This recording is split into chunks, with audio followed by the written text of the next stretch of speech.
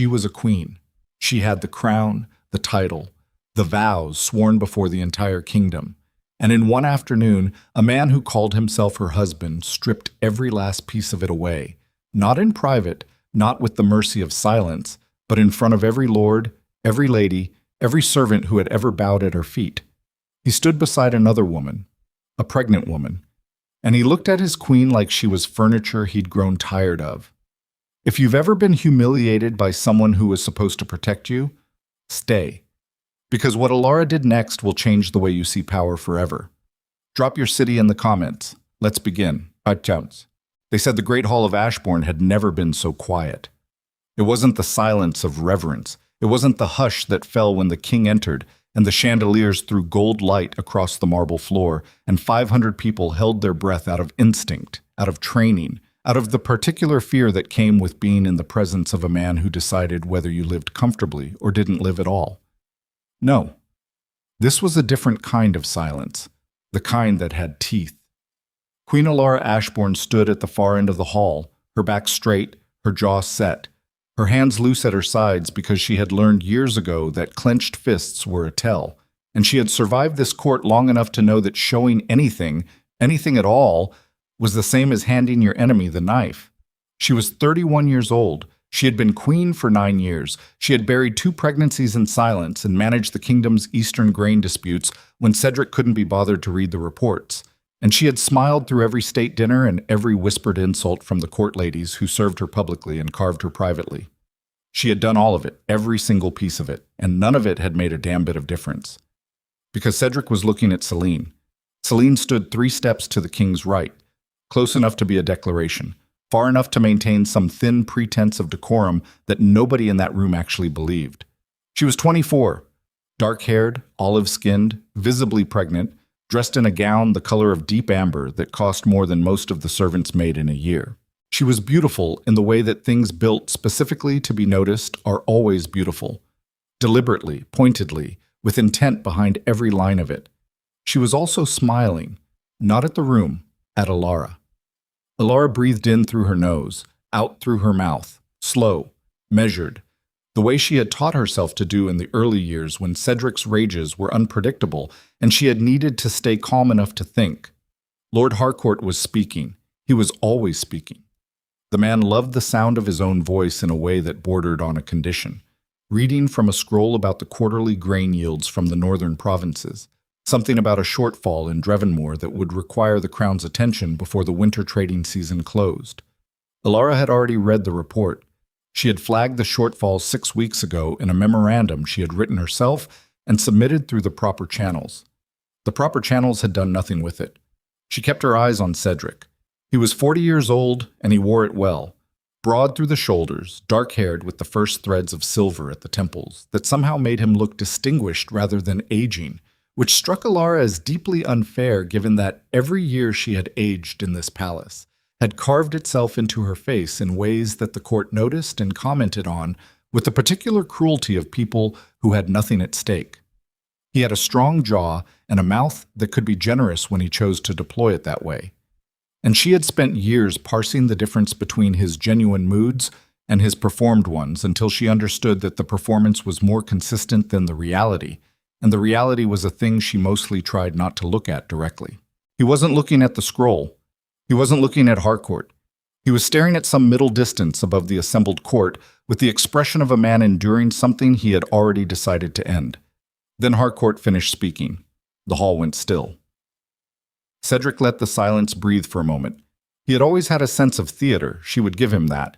And then he turned to face the room directly, and Elara watched 50 people adjust their posture in response, the way flowers track the sun, automatic muscle memory, fear dressed up as respect. "I have something to address," Cedric said. "Today." His voice carried easily. It always had. The acoustics of the Great Hall were designed for it, centuries of architecture engineered to make whoever stood at that dais sound like the voice of the world itself. Elara waited. "The matter of the crown's succession," he said, "has weighed on this kingdom for too long. I will not pretend otherwise. I will not insult this court by continuing a silence that serves no one." He paused. Lady Celine carries my heir. The sound that moved through the hall was not quite a gasp. It was more like a collective readjustment, 100 people simultaneously revising what they thought they knew about their own positions, their own safety, their own futures. Elara heard it the way you hear a crack in ice beneath your feet. Low, significant. She did not move. "And the Queen," Cedric said, and now he looked at her, directly, finally, the way he had been avoiding for the better part of 6 months. "Will have a new role in this court, effective today." Her throat was dry. She kept her face still. "You will raise the child," he said. 3 words, 4 syllables, the entire shape of her life, redrawn. "Cedric." Her voice came out level. She was proud of that, in some detached part of her mind that was already observing all of this from a remove, the way the mind sometimes does when the alternative is simply falling apart on a marble floor in front of 500 people. "You will say that plainly, or you will not say it at all." He held her gaze. "You will raise Celine's child as the crown prince or princess of Ashbourne. You will provide the care, the education, the—" "I heard the words," Elara said. "I'm asking you to hear yourself say them." A sound from the crowd, something between discomfort and the very human instinct to see what happened when someone pushed back. Cedric's jaw tightened. "This is not a discussion." "No," she said, "it isn't. You decided that before you walked in here." She looked at him steadily. "What you're asking me to understand is whether you actually believe this is just, or whether you simply don't care." "Elara." "Because they're different things, and they require different answers from me." He stepped down from the dais. 1 step, 2, moving toward her with the deliberate measured pace of a man who understood that the room was watching every inch of it. She held her ground. She had learned that moving backward, even 1 step, even one, cost more than almost anything else. He stopped within arm's reach. His voice dropped, but not enough.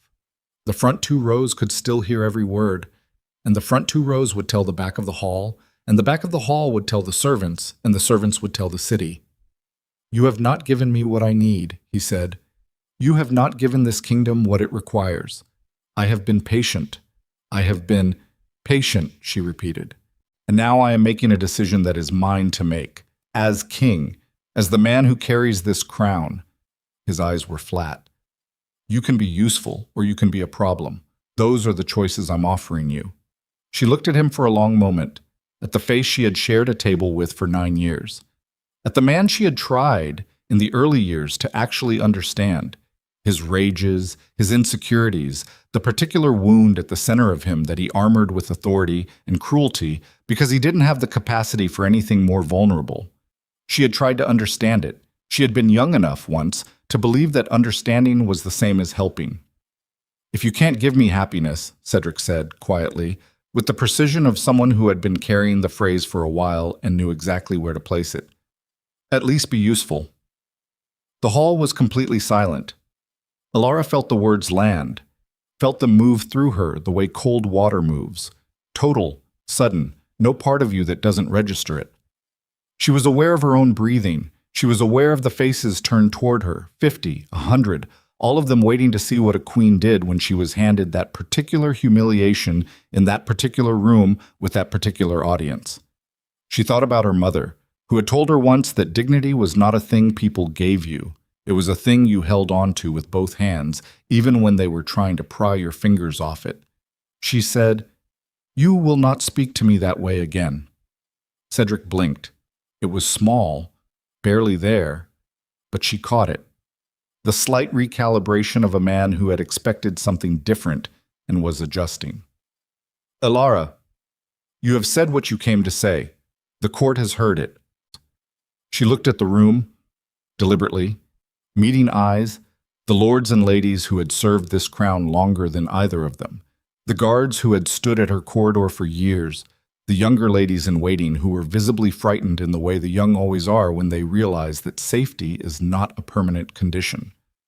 "I will not be imprisoned for refusing a cruelty," she said, "and I will not accept an injustice because you've dressed it in royal language." She turned back to Cedric. But I will hear whatever terms you're actually offering, in private, through counsel, like civilized people. This isn't a negotiation. Everything is a negotiation, she said. You're the one who taught me that. For 3 full seconds, nothing moved. Then Cedric said, very quietly, "You have until tomorrow morning to make your decision.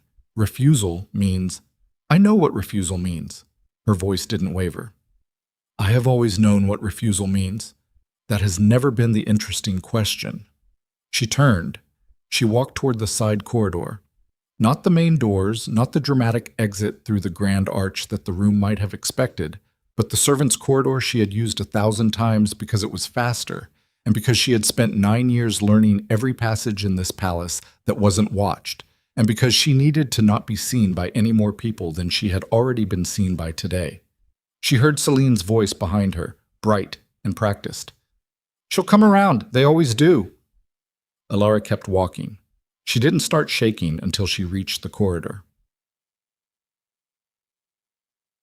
Her chambers were on the east wing, 3rd floor, overlooking the palace gardens, which were, objectively, the most beautiful thing about Ashbourne, and which she had spent 9 years tending with a particular attention that had always struck the court as eccentric, and which she had never bothered to explain because the real reason was simply that things that grew required consistent care and rewarded you honestly for it.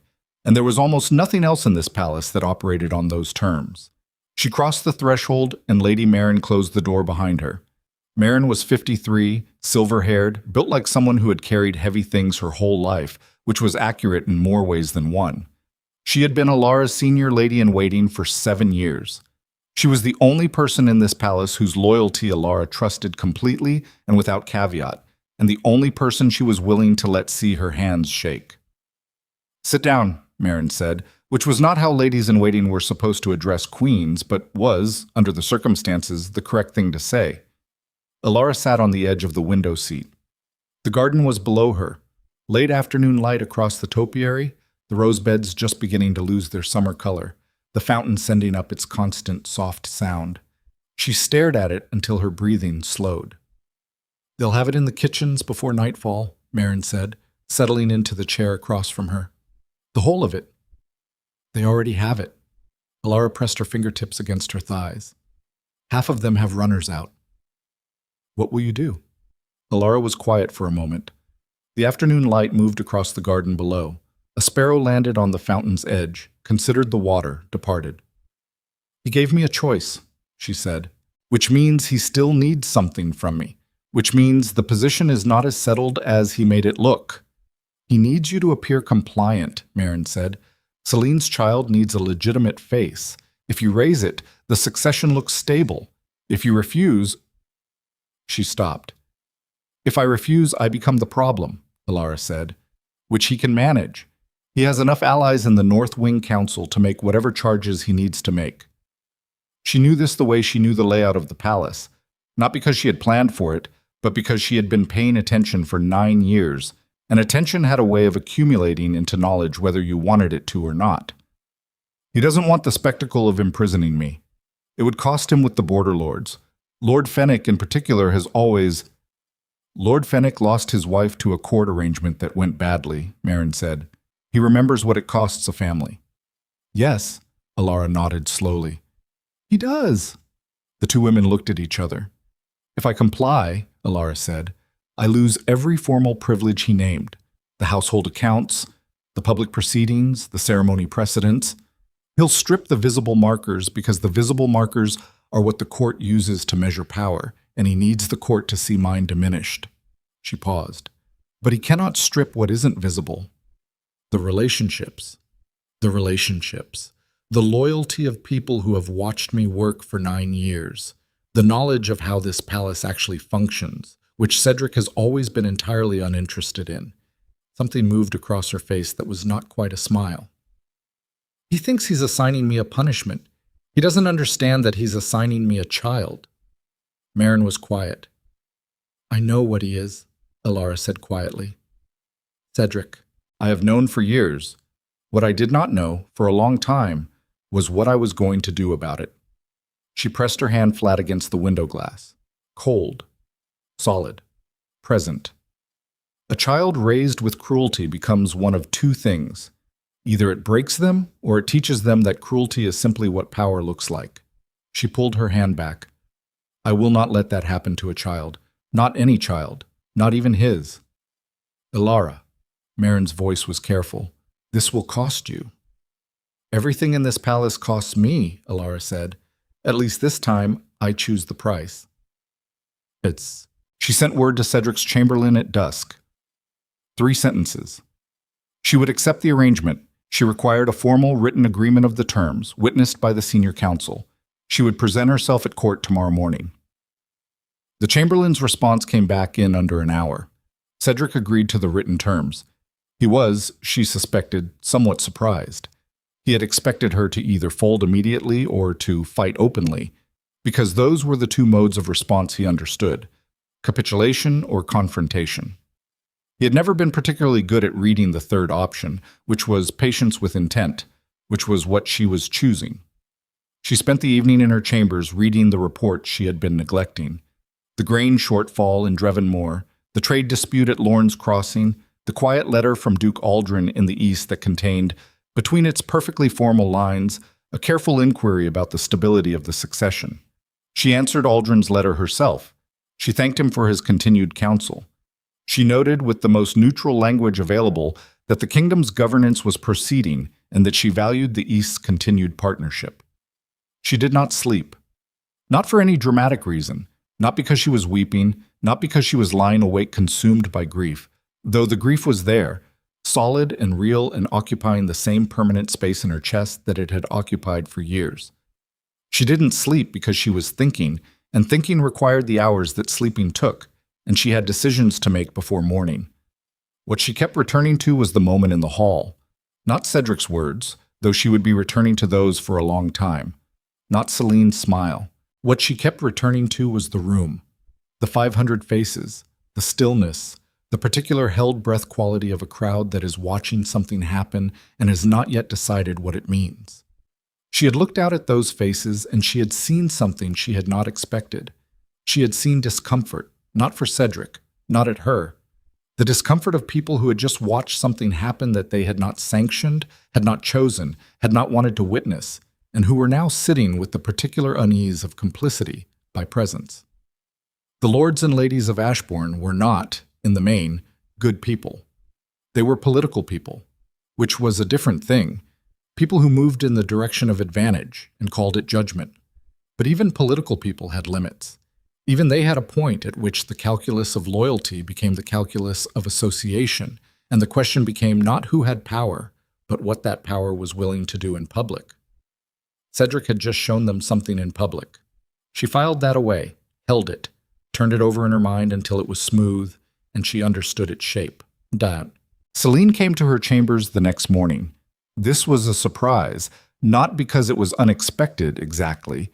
Celine was not subtle, and her interest in establishing dominance over Elara was clear, but because she came alone, without attendance, without the performance of the previous day. She wore a simpler gown, her hair was down. She looked younger without the staging, and younger meant something different than Elara had assumed in the hall. Elara was at her writing desk. She did not rise. "You should knock," Elara said. Celine raised an eyebrow. "Does protocol still apply?" "I was given to understand." "Protocol applies when I say it applies," Elara said evenly. "Sit down if you want, or stand. I have correspondence to finish." A pause. Then Celine sat in the chair across the writing desk, the one that was lower than Elara's, which Elara had arranged deliberately years ago for exactly this kind of conversation. Celine was smart enough to notice. Her mouth tightened slightly. "I want to understand what you're expecting," Celine said. "From whom?" "From this arrangement." Elara set down her pen. She looked at Celine directly for the first time outside of a formal setting. She saw, in the unfiltered morning light, a woman who was about 8 months pregnant and physically exhausted behind the performance of vitality she was maintaining, and who was trying very hard to appear certain of things she was not certain of at all. Young, Elara thought. Genuinely young. Not innocent. No, that was not the word, because what Celine had done required a kind of calculated patience that was not innocent, but young in the sense of not yet understanding the full weight of what she had set in motion. "I'm expecting to care for a child," Elara said. Celine blinked. "That's all? What else would there be?" "I don't know. Resentment, retaliation." She paused. "You're not—" She stopped herself. "I'm not what?" "You're not what I expected." Elara picked her pen back up. "No," she said. "I rarely am." She returned to her correspondence. "The child will be cared for. I want a full staff agreed upon by both of us. Not assigned by Cedric alone, not chosen from your personal household, a shared selection. I will have full authority over the nursery schedule, the education planning, and the medical care. These are not negotiable." She did not look up. "In exchange, I will not involve myself in your relationship with the king, your financial arrangements, or any aspect of your position at court that does not directly affect the child." Silence. "That's—" Celine started. "Generous," Elara said. "I know." "Why?" Elara was quiet for a moment. She set down the pen again, folded her hands, looked at the desk surface rather than at Celine, at the grain of the wood that was old and fine and had been here longer than either of them. "Because the child did not choose any of this," she said finally. "The child is the only person in this entire situation who arrived without agenda." She lifted her eyes. "I will not punish an infant for its parents. That's why." Celine was quiet for a long moment. Something moved through her expression, complicated, unresolved, not quite guilt, but in the same neighborhood. "I didn't think you'd agree," she said, "to any of it. I know you didn't. Cedric thought you'd refuse. He had a second plan. He was going to—" "I know what he was going to do," Elara said calmly. "I have always known what he was going to do. 3 moves ahead has always been the minimum viable survival strategy in this court." She picked up her pen. "You should rest. 8 months is not easy. The physician I want for the birth is a woman named Sarna, who trained in the Eastern medical tradition. She is the best in this kingdom, and I will send word to engage her unless you have a specific objection." Celine stared at her. "You're already—" "Organizing, yes. I find it helps." Elara turned back to her correspondence. "Close the door on your way out." Celine left, and Elara sat alone in her study with the morning light and the correspondence and the quiet that filled the room like something solid, and she permitted herself exactly 60 seconds of the things she had been holding back since the hall yesterday.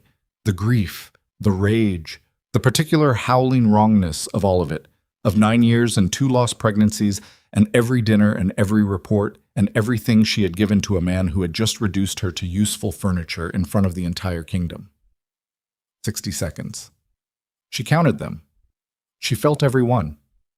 Then she folded it, pressed it flat, filed it in the same interior space where she kept all the other things that were true and survivable and not presently actionable. She picked up her pen. She had a kingdom to manage, and nobody else was going to do it. The child was born on a night of hard winter rain, 6 weeks later.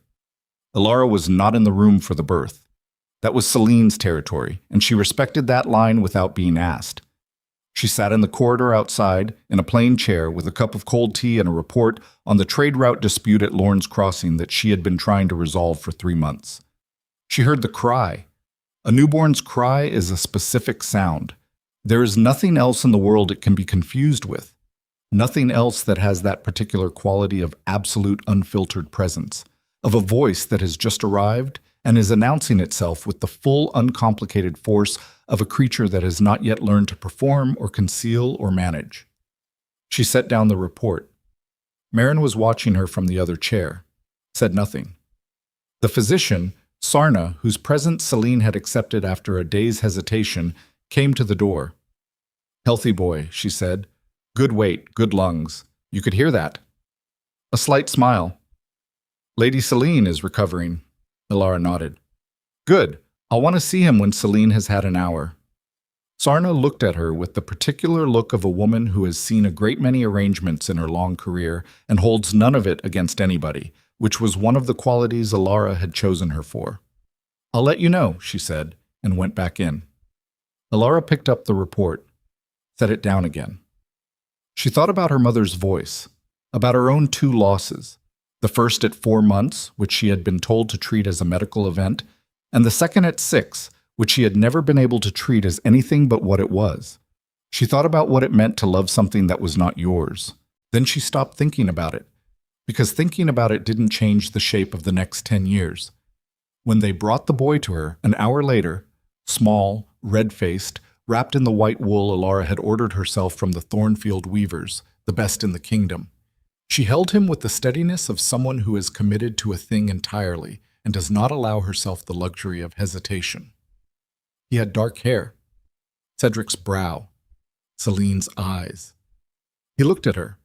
Not really, not with any understanding, because newborns don't see in the way we describe it, but he looked in her direction and she looked back, and she said to him very quietly, in the voice she used for nothing else, "You did not choose this, neither did I. But you're here, and I'm here, and I will not let what happened before you arrived become something you carry." He made a small sound, not crying, just present. She held him through the night. Ted.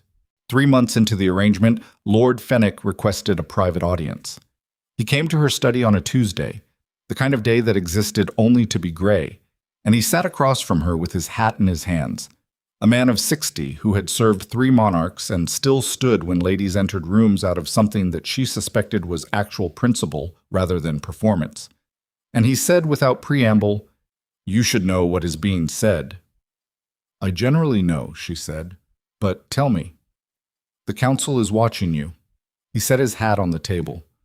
"Not against you, watching you the way you watch someone who might matter in a way you hadn't accounted for." He paused. "Cedric has been making decisions about the North trade agreements that 3 of us find actively dangerous. He's not consulting anyone. Celine has people in the household accounts. I have it from 2 separate sources, and money is moving in ways that don't match the ledgers." Elara kept her expression even. "How much?" "Enough that if it continued for 2 more years, the spring campaign fund would be significantly compromised." He met her eyes, the kind of compromise that becomes a crisis in public. She was quiet for a moment. "You're telling me this because you're the only person in this palace who is still thinking about the kingdom." He said it flatly, not as a compliment, as a fact. "I have watched you for 9 years.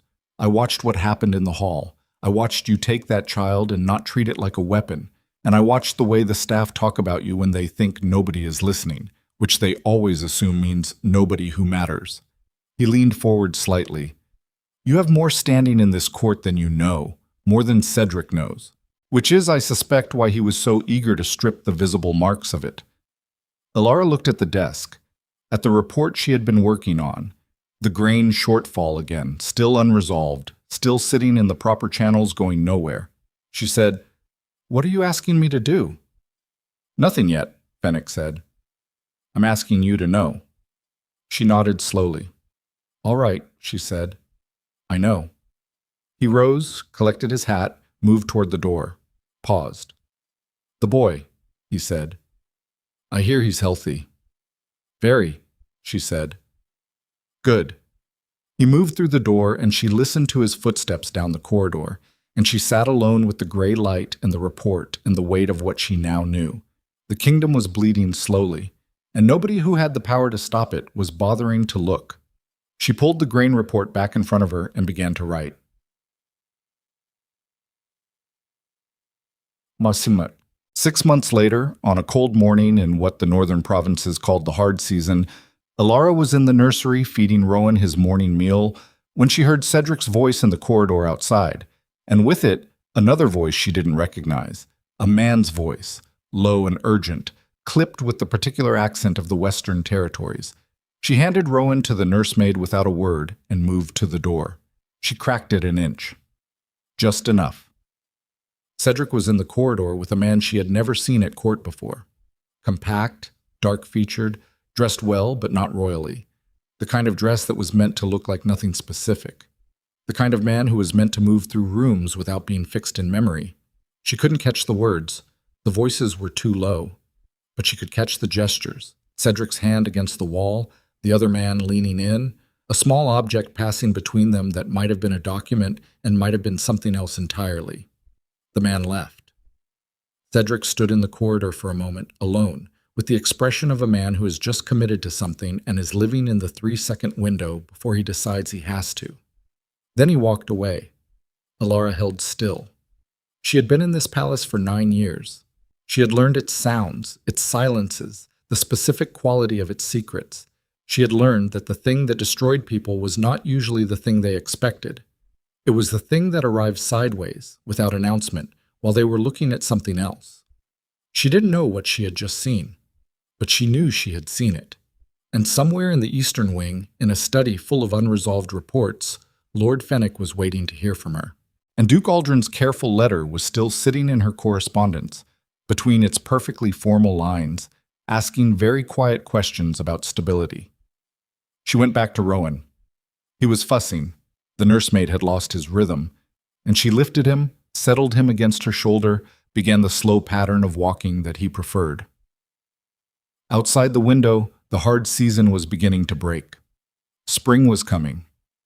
And somewhere beneath this palace, in the deep, slow places where things moved without anyone noticing, something was already in motion. She just didn't yet know whose side it was on. Spring came to Ashbourne the way most hard things came. Not with announcement, not with ceremony, but incrementally, in the particular way that something frozen begins to give. First the ground, then the light, then the sound of water moving again in the channels beneath the palace gardens, that low subterranean rush that the oldest servants called the palace breathing. Elara heard it the morning she found the first discrepancy in the household ledgers. She had not been looking for it. That was the thing.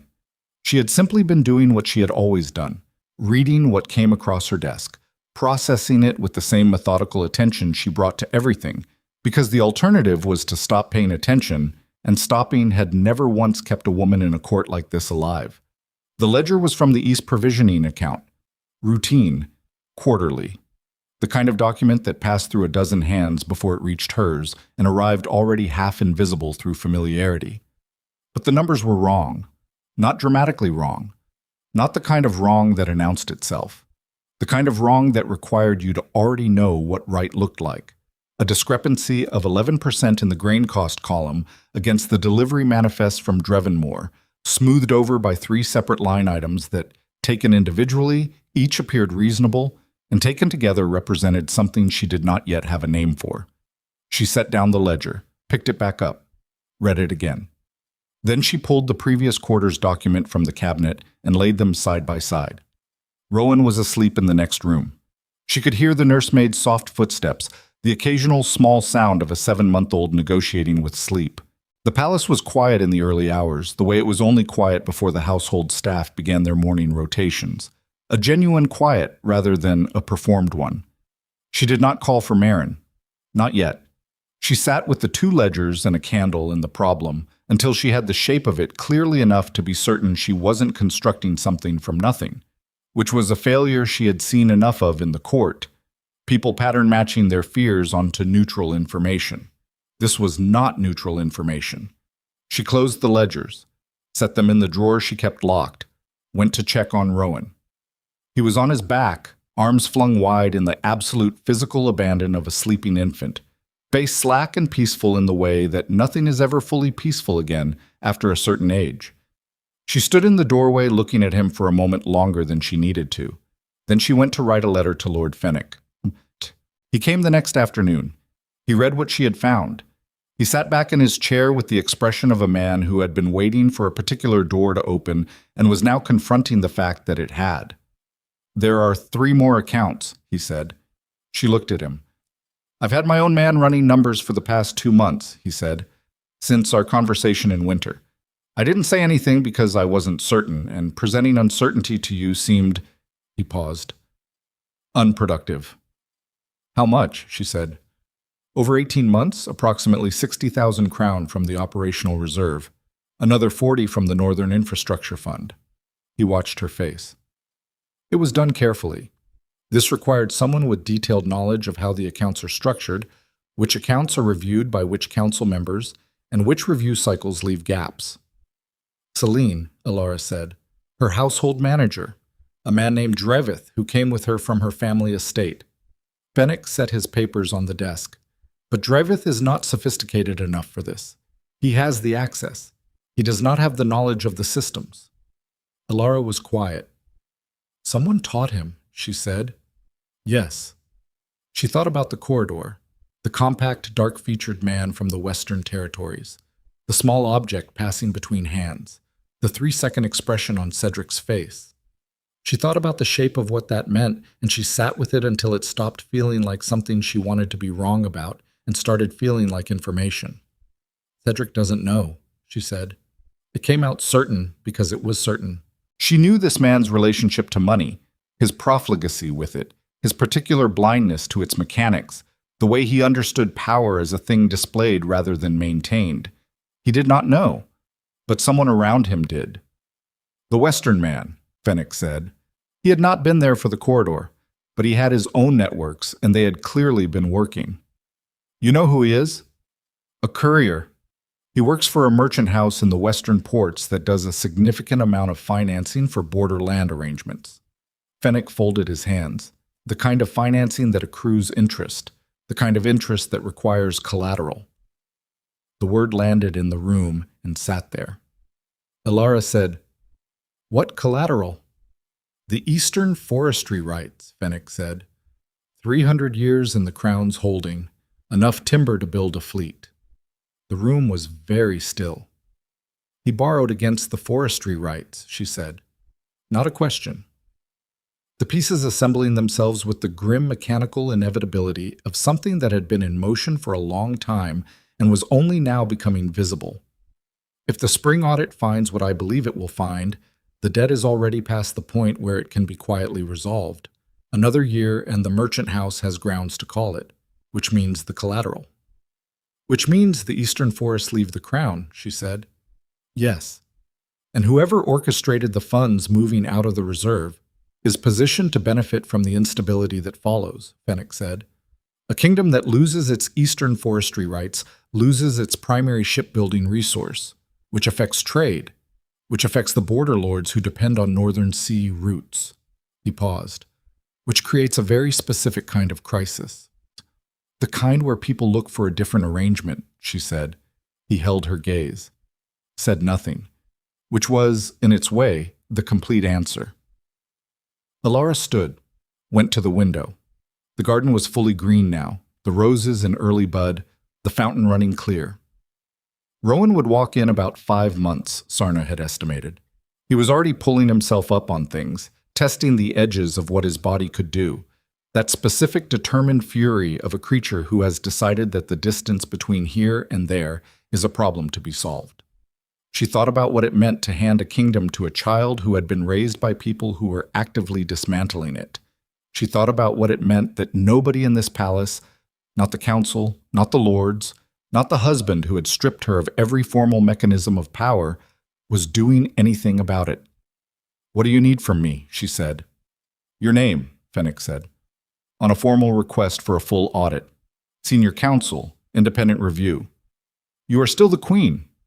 Whatever else Cedric has taken, he did not remove your standing before the senior council, because it would have required the full council's agreement, which he did not have. He paused. I believe he intended to move on it in the summer session. He has not done so yet. She turned from the window.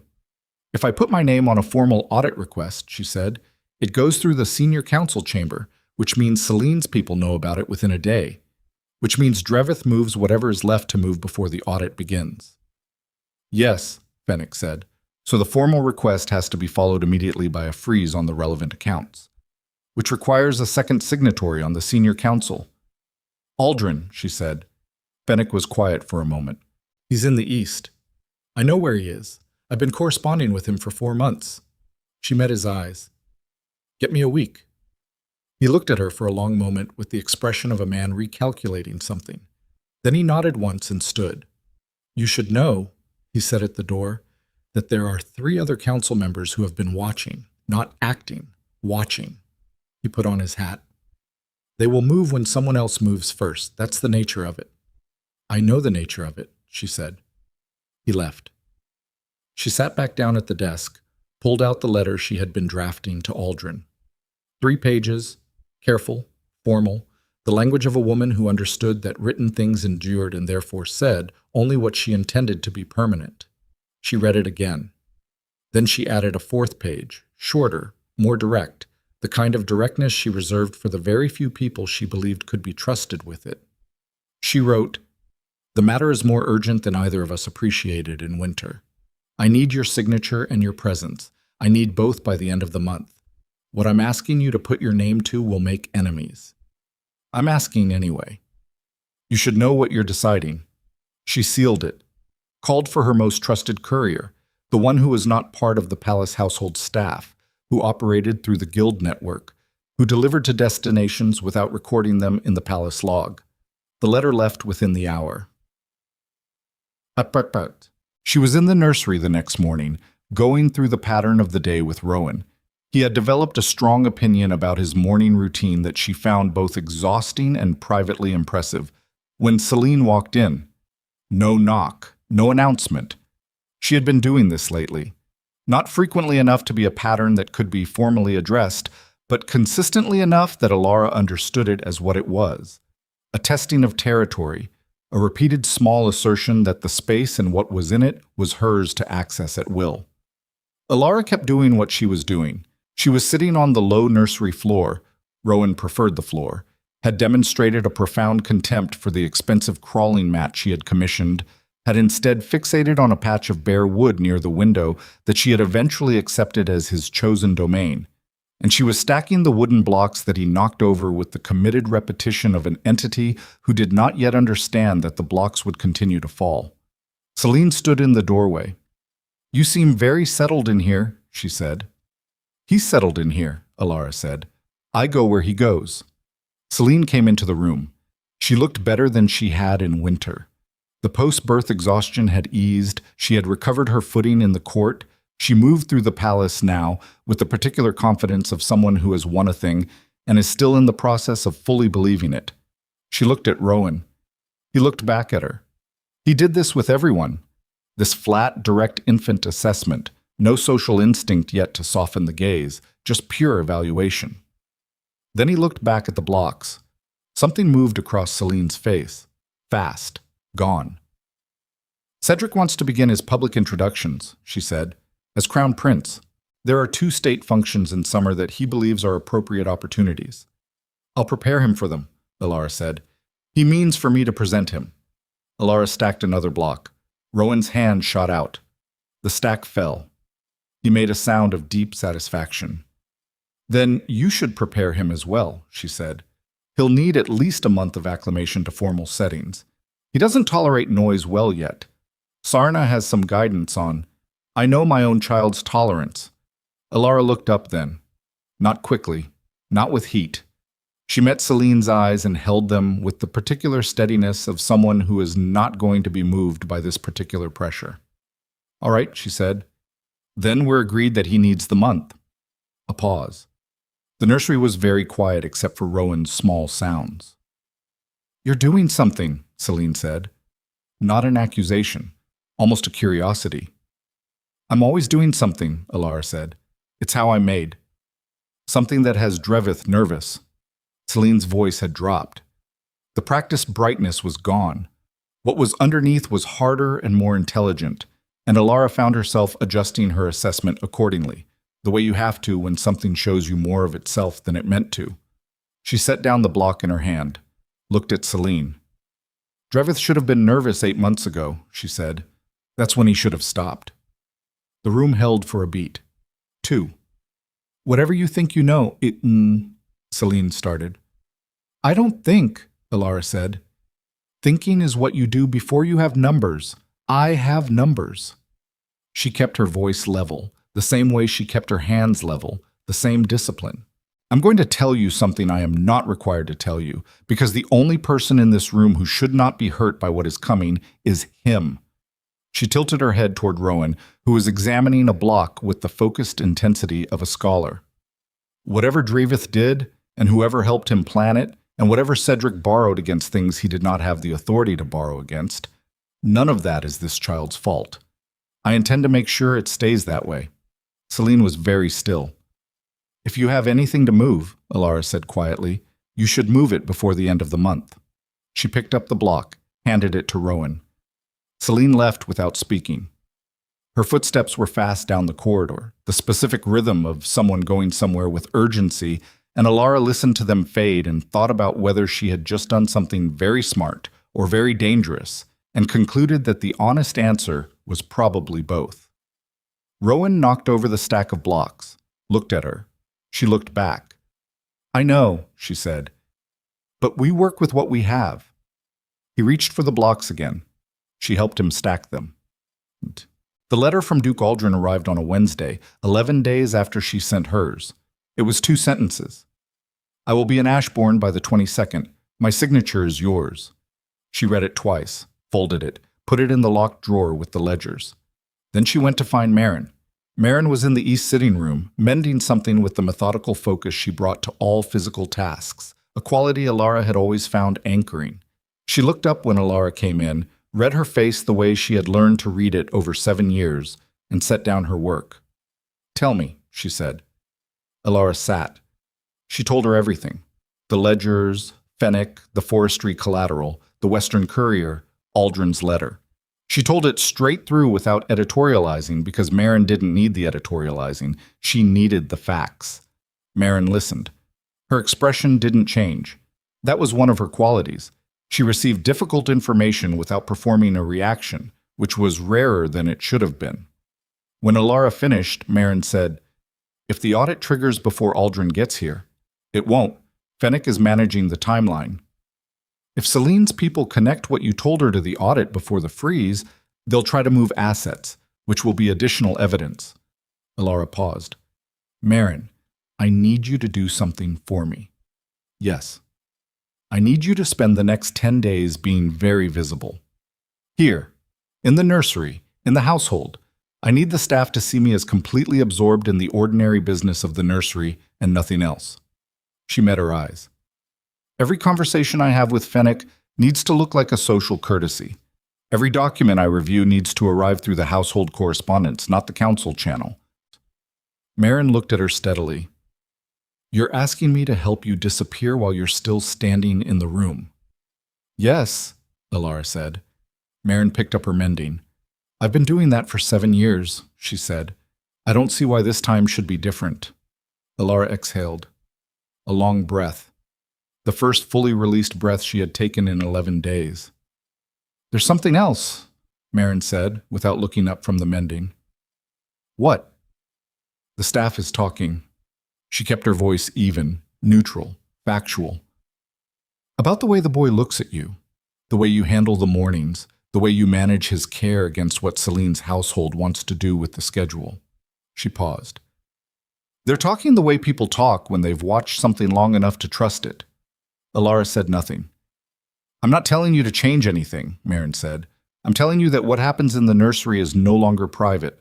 It is the most public thing you are doing, and you should understand that. She finally looked up. The court is watching you raise that child, and they are forming an opinion. The 22nd was 12 days away, 12 days before Aldrin arrived, 12 days before the audit request went in, 12 days before everything that had been moving in the dark corridors of this palace began, against all the calculated efforts of everyone involved, to move into the light. She said, How is the opinion running? Marin looked at her for a long, steady moment. Not in Cedric's favor, she said. And somewhere in the east wing, in the corridor that ran beneath the council chamber, a door opened, and 2 men whose footsteps Elara did not recognize walked through it and did not come back. The 2 men did not come back. Elara knew this because she counted. She had always counted. Footsteps, intervals, the particular rhythm of a palace that moved on patterns, and the way those patterns broke when something underneath them had shifted.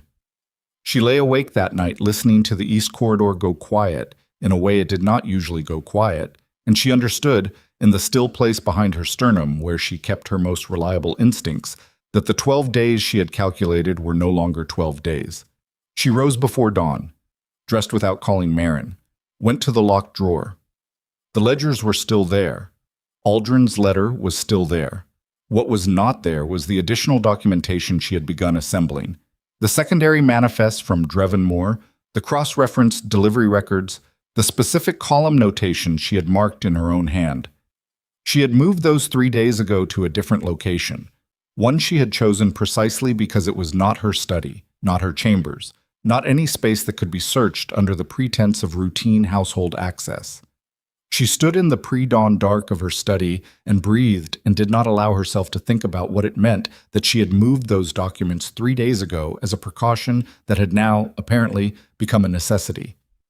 She thought instead about what she knew, what she could prove, what she could still reach. Then she went to find Marin. Marin was already awake. This was not surprising.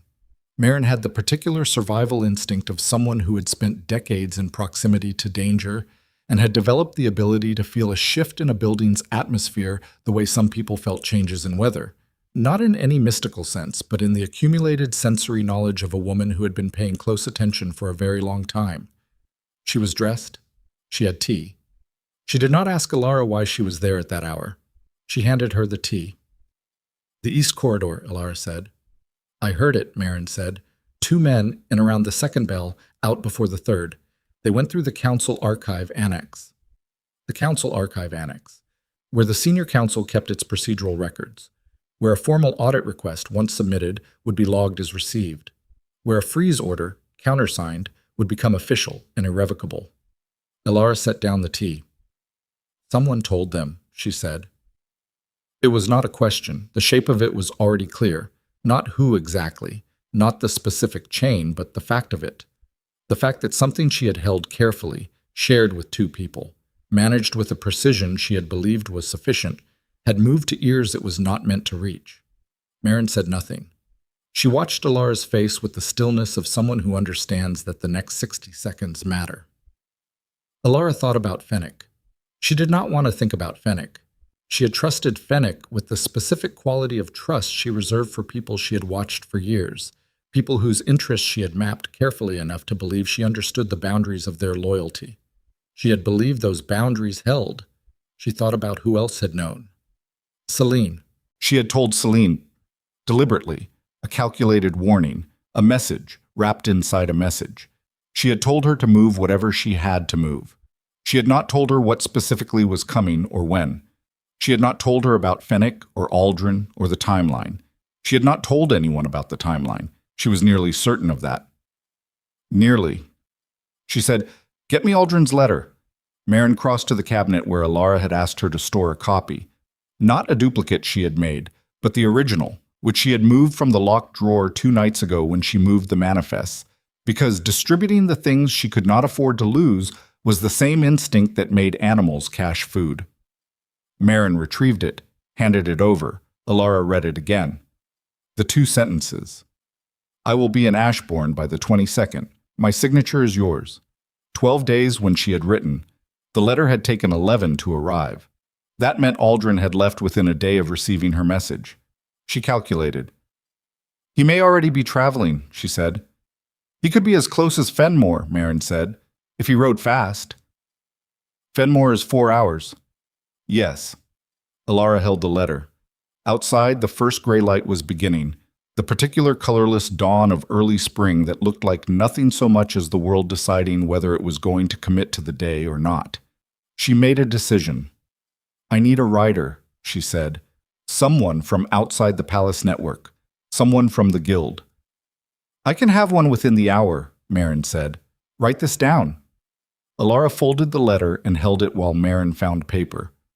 "Tell Aldrin the timeline has moved. Tell him not to come through the eastern gate. Tell him—" She paused. "Tell him the House of Brennan on the Merchant Quarter's south end. He'll know it. He has an old trade arrangement with them." She had learned this from Aldrin's correspondence years ago, the kind of detail that had seemed irrelevant at the time and now was not. "I will meet him there by midday if he can make it." Marin wrote. "Didn't ask questions." This was one of the permanent things Elara valued about her, the understanding that questions could wait and that acting on inadequate information was sometimes better than the paralysis of complete certainty. The writer was dispatched before the palace household began its morning rotations. She went to the nursery first. Rowan was awake. He was always awake before the nursemaid expected him to be, had developed a habit of sitting in his crib in the pre-dawn quiet, doing something that looked, with unsettling consistency, like thinking. He looked up when she came in. His face did the thing it did when he saw her specifically, a change that the nursemaid had started calling his morning face, a loosening, a recognition that was not yet sophisticated enough to be called trust, but was operating on the same frequency. She lifted him. He grabbed her braid. This was his current fixation. He had discovered that pulling it produced a specific sound from her, and had been deploying this knowledge with the systematic enthusiasm of a small scientist. She let him pull it. She stood in the nursery with the dawn coming through the window and his weight against her shoulder and the smell of him that was the specific smell of this child, this particular small person who had not chosen any of what had been arranged around him, and she held him for exactly as long as she could afford. Then she handed him to the nursemaid and told her the morning routine, and she left. Cedric found her in the east corridor. This was deliberate. She understood that immediately. Not a coincidence, not a chance encounter, but a placement. He was standing at the intersection of the corridor and the council wing passage, which meant he had been positioned there, which meant someone had told him where she would be, which answered the question of the timeline being moved with a precision that settled coldly in her chest. He looked tired. That was the first thing she noticed. Not angry, tired in a specific way that was different from his usual rages, a weariness that sat behind his eyes and didn't shift when he looked at her. "Walk with me," he said. It was not a request. She walked with him. They went toward the East Wing sitting room, neutral territory, the kind of room that had hosted 100 careful conversations between people who needed walls around them, the thick stone walls that absorbed sound and gave nothing back. He closed the door. She stood near the window. He stayed near the door. The distance between them was exact and conscious. "You were going to call an audit," he said. She said nothing. "You were going to call it without consulting me, without bringing it to the full council in proper session." His voice was flat. "You were going to go around me." "I was going to use the mechanism available to me," she said. "The one you didn't remove because you needed the full council's agreement to remove it, and you didn't have it." His jaw tightened. "That is not—" "What? What is it not, Cedric?" She kept her voice even, but the evenness cost her something this time. She could feel it, the effort of maintaining it against the anger that was not new, but was today closer to the surface than she usually permitted. "It's not loyal, it's not appropriate. It is the legal mechanism of this kingdom's governance, which I have been managing while you were—" She stopped herself, chose the words deliberately. "Preoccupied. You went to Fennec. Fennec came to me. You went to Aldrin." She said nothing. "Elara." He moved from the door, not toward her. He stopped mid-room, stood there in the gray morning light with the tiredness in him that she still did not entirely understand the source of. "What do you think you found?" "I know what I found." "You found numbers that look irregular, provisioning accounts that— 60,000 crown from the operational reserve," she said. 40 from the Northern Infrastructure Fund, over 18 months, through a household manager who was told exactly which review cycles to exploit. She watched his face. "And a collateral arrangement with a merchant house in the western ports that you signed, Cedric, against the eastern forestry rights." The room went very still. She watched him. Watched the specific quality of stillness that moved through him. Not surprise, not the recalibration of a man confronting information he didn't have, but something different. The stillness of a man confronting information he had believed was contained. "The forestry agreement is a financing arrangement," he said. "Standard. The merchant house provided capital for the Northern campaign 3 years ago, and the Northern campaign was fully funded through the Treasury levy," she said. "I know, because I reviewed those accounts in the year it happened.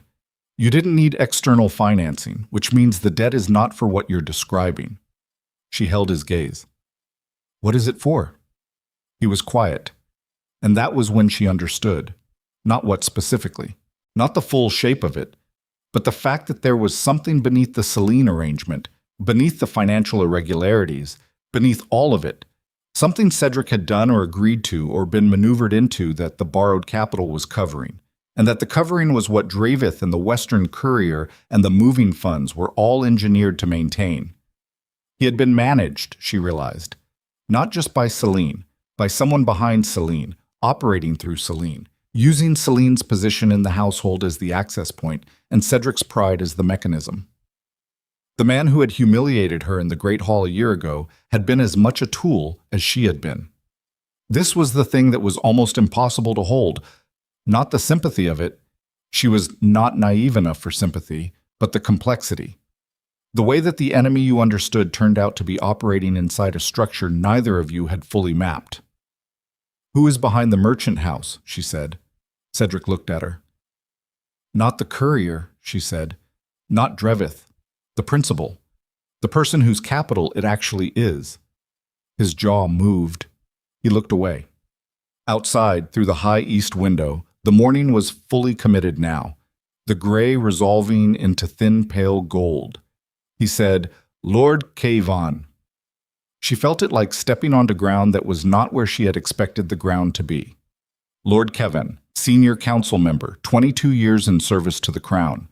The man who had presided over her own arrival at court as a 19-year-old bride, who had advised her on protocol, who had sat across from her at 100 council sessions with the expression of a man who found her useful in an appropriate and limited way. The man whose name had not appeared anywhere in the accounts, because he was intelligent enough to know that the name that doesn't appear is the name that survives. "How long?" she said. 4 years. Cedric's voice was quieter than she had ever heard it. Something beneath the authority, something that was simply a man who had made a series of decisions he was now inside. The forestry agreement was, he presented it as an investment mechanism, a way to leverage the Crown's assets for liquidity without going to the full treasury process, which requires council vote, which he controls, which he chairs. He turned back to her. "I didn't know what Drevith was doing. I want you to understand that. The money moving out of the operational accounts, I didn't authorize that." She looked at him for a long moment. She thought about whether she believed him. She applied the same calculus she applied to everything. What was consistent with what she knew of him, what served his interests, what didn't. Cedric was greedy with power and profoundly careless with governance, but he was not a careful enough schemer to have built what she was looking at. This was too patient, too structural, too far ahead. "No," she said finally. "You didn't authorize it. Kavan did, through Celine's household, using the access Celine's position gave him." She paused. "And when the debt calls, and the eastern forests leave the crown, and the instability follows, Kavan is positioned to broker the arrangement that stabilizes things. For a price." Cedric said nothing, which was the confirmation she needed. "He played you," she said, "not with cruelty, just with the flat reality of it." Cedric's hands were at his sides. She could see the tension in them, the particular tension of a powerful man confronting the specific shape of his own manipulation, which was a different kind of rage than the kind she had seen from him before. Less hot, more fundamental. "I need the audit to proceed," she said, "with Aldrin's signature, today if possible. If it proceeds, Kavan will be exposed." "Kavan has 3 council members who move with him," Cedric said. "If he sees it coming, he will." "He already sees it coming," she said. "Someone told him. Someone who knew my timeline." She watched his face. "Which means we have less time than either of us wants." He looked at her. The tiredness was still there. Beneath it, something she had not seen in a long time. Not trust, not warmth, nothing so clean as either of those, but the specific look of a man who has run out of other options and is looking at the one remaining. "What do you need?" he said. "I need you to sign a joint request," she said. "Your name and mine together. It supersedes the procedural requirement for the second council signatory. It triggers the audit and the freeze simultaneously." She paused. "It makes it harder for Kavan to frame this as a queen overstepping. It becomes a crown decision." He was quiet for a moment that was long enough to matter. "And in exchange," he said. She looked at him steadily. "There's no exchange. The kingdom is being hollowed out by a man sitting on your senior council." That is the thing I am trying to stop." She kept her voice flat. "What you do after it's stopped is your business, but I need you to let me stop it." He held her gaze. She did not look away. She was done looking away. "Get the document," he said. She had it in her chamber. She had drafted it 2 weeks ago. She went and retrieved it and brought it back and set it on the writing table between them. He read it. She watched him read it. He was slower than she was, always had been, processing written language with the deliberate, careful attention of someone for whom it had never been easy. She had known this and never mentioned it in 9 years, and she did not mention it now. She waited. He signed it. She signed it beneath his name. She folded it, sealed it, addressed it to the senior council chamber through the formal process. She was reaching for the bell to call a courier when the door opened. Not Marin. Not a servant. Lord Cavan.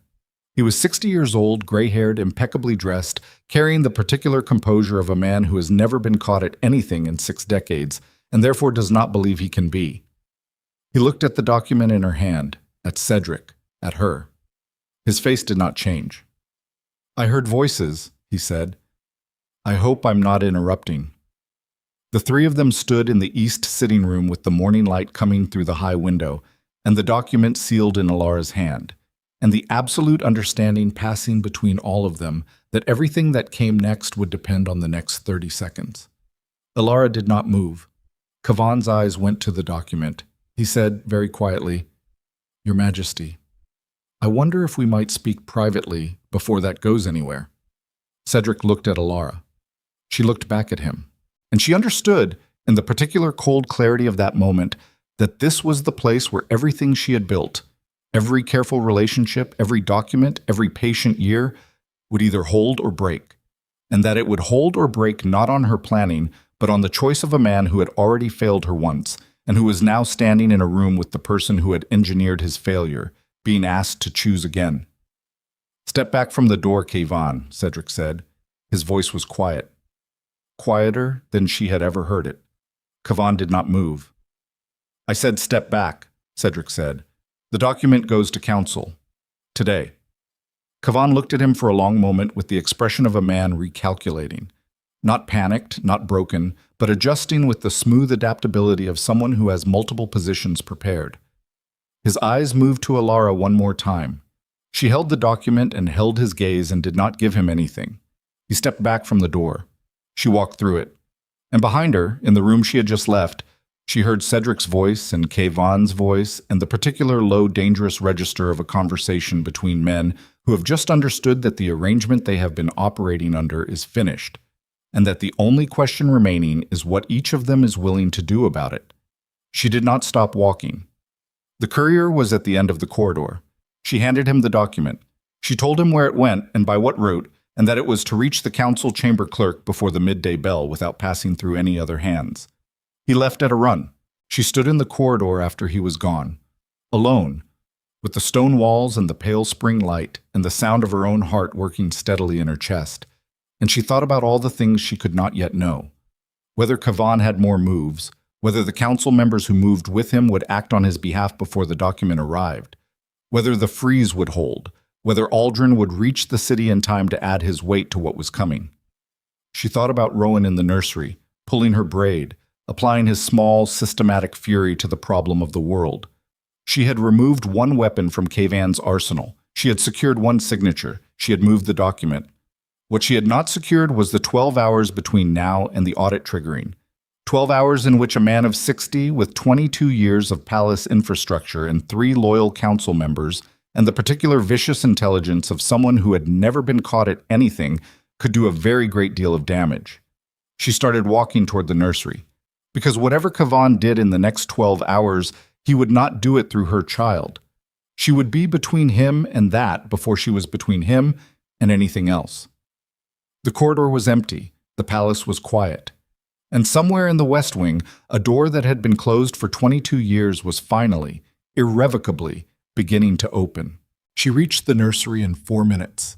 She knew this because she had walked every corridor in this palace enough times to know their lengths by feel, by breath count, by the particular sound her footsteps made on different stone, and 4 minutes was fast for the distance from the east sitting room to the nursery wing without running. And she had not run because running in a palace was a signal, and signals were currency, and she was not willing to spend that currency until she understood what she was buying. Rowan was on the floor.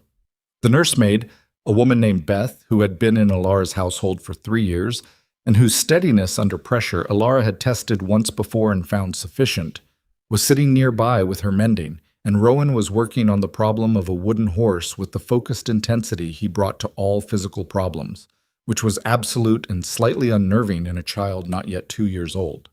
He looked up when she came in. She looked at Beth. "I need you to take him to the inner chamber," she said, "the one with the bolt. Stay there until I come for you personally. Not a guard, not a servant, me." Beth read her face. She did not ask questions. She gathered Rowan, who protested the interruption of his work with a sharp sound of objection, and she moved. The bolt slid home on the other side of the inner chamber door. Elara stood in the empty nursery. Outside, the palace was beginning its midday rhythms, the change of the kitchen staff, the movement of the council members toward the midday meal, the particular brief lull that happened between the morning's work and the afternoons, a gap of 20 minutes where the corridors thinned and the usual watchfulness relaxed. 20 minutes. She left the nursery and moved toward the council chamber. She arrived at the same moment as Aldrin. He came through the north entrance, not the east gate, not the main approach, through the merchant quarter route that she had sent him to, and he was dusty from the road and moving with the economical urgency of a man who had covered distance fast and was not yet done. He was 56 years old, built lean, gray at the temples, with the kind of face that had been hardened by decades of eastern border governance into something that resembled patience, but was actually a more durable version of resolve. He saw her. He did not waste time on greeting. "The document," he said, "with the clerk. Sent 40 minutes ago." "Cavan?" "In the west wing when I left. Cedric is with him." She kept pace with him as they moved. "I don't know how long that holds." "It won't hold long," Aldrin said. "Cavan has Merchant Voss on the council, and Voss controls the procedural record. He can challenge the document standing before the freeze triggers if he moves fast enough." She had known this.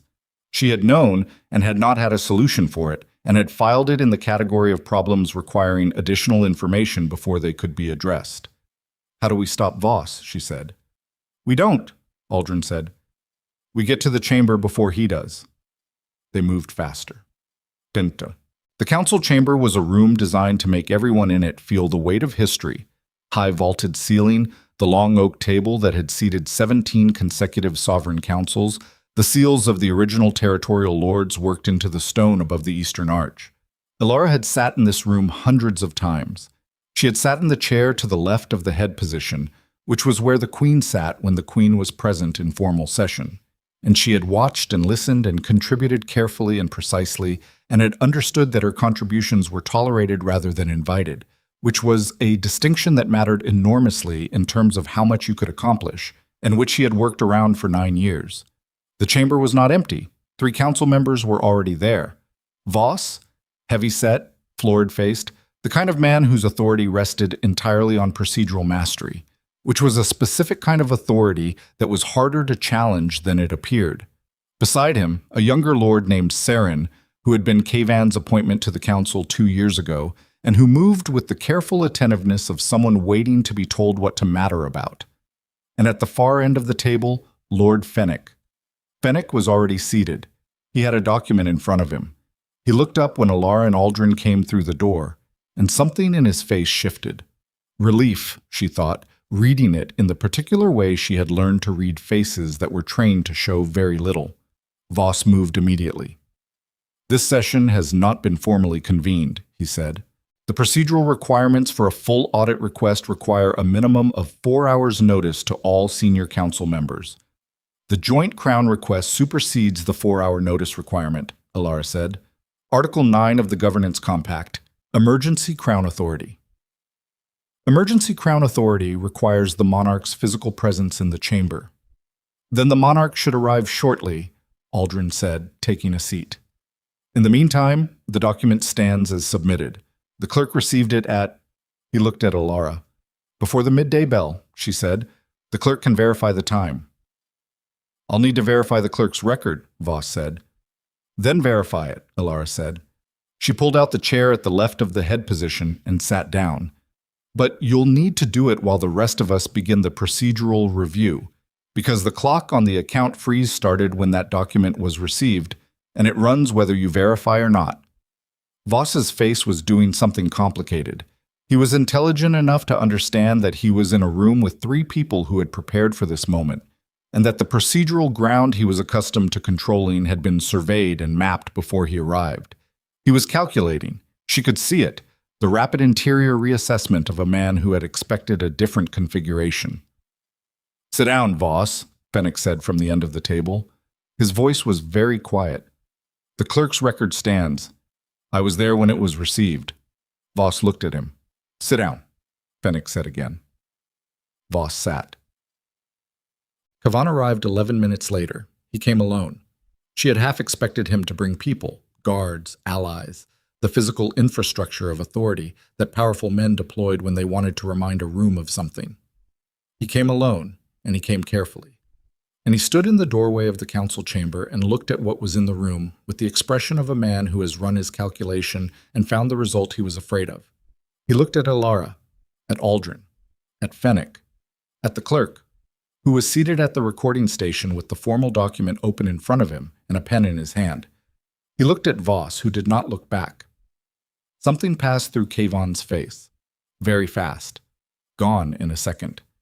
But she had been watching carefully, and she caught it.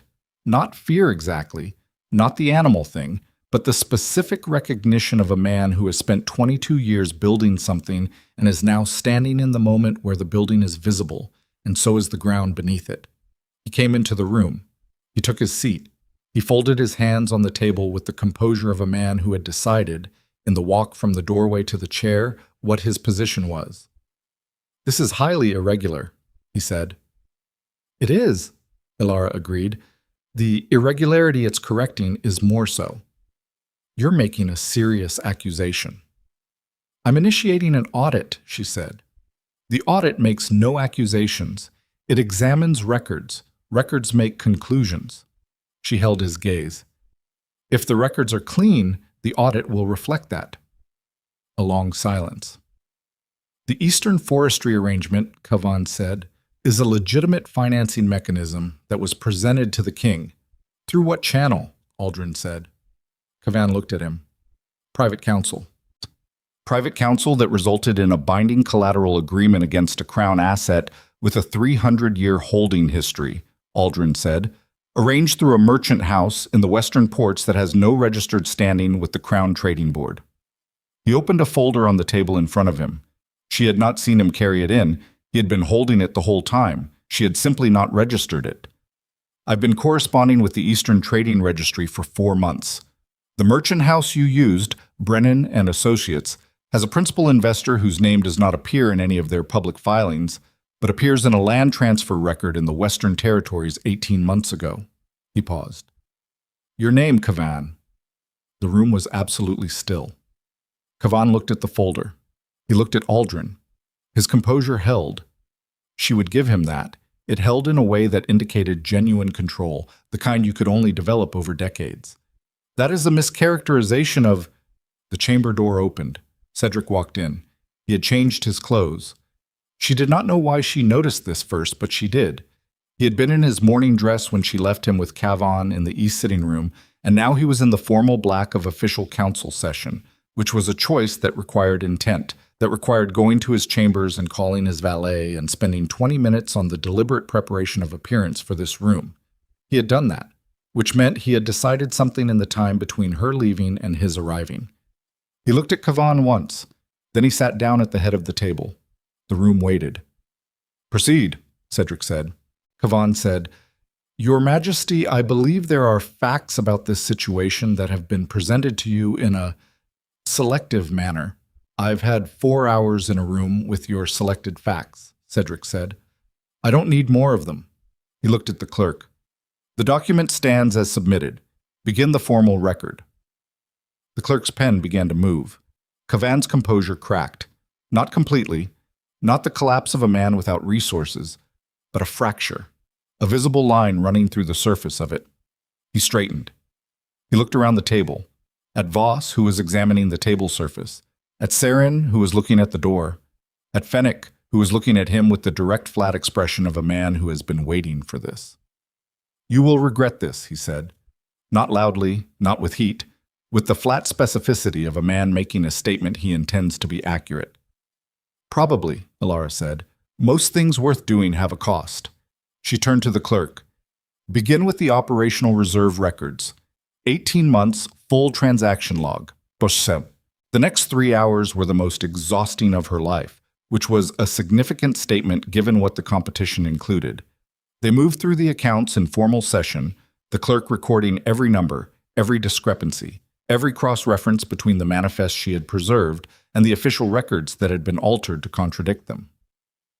Aldrin drove it with the methodical persistence of a man who had built a border duchy by managing details that other people considered beneath them. Fennec provided the council procedural knowledge that kept Kavan's challenges from gaining procedural traction. Kavan challenged everything, every line, every document, every interpretation. He was a man with 22 years of institutional knowledge fighting for the only thing that knowledge had been building toward, and he did it with a precision and ferocity that she found, in some deeply compartmentalized part of herself, genuinely impressive. It didn't matter. The numbers were the numbers.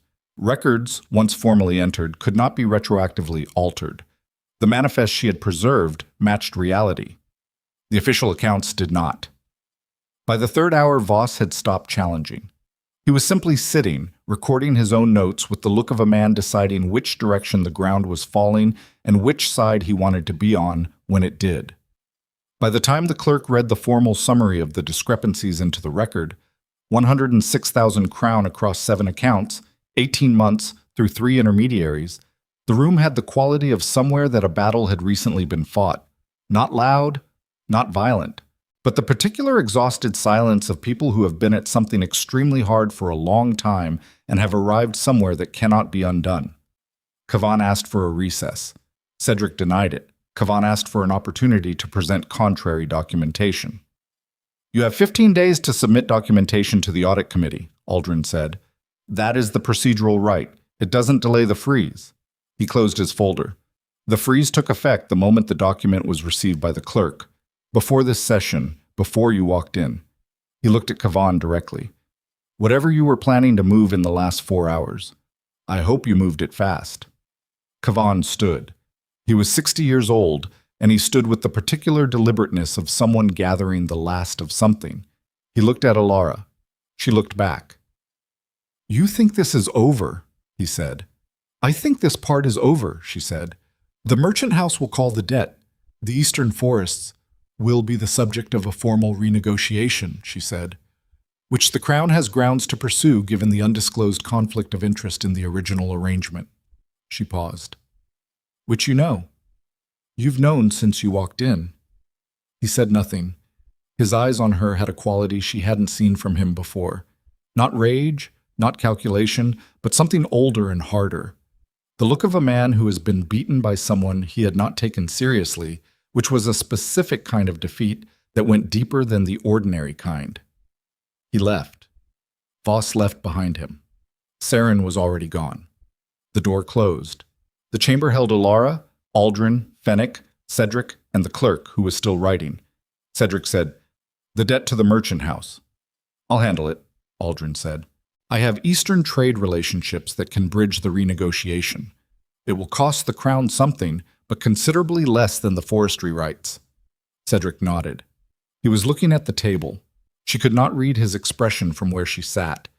He was turned slightly away from her, and the afternoon light from the high windows was doing something complicated with the shadows in the room. He said, without turning, "The staff is moving Celine's household accounts to a restricted status." She said nothing. "Her household manager has been removed pending the investigation."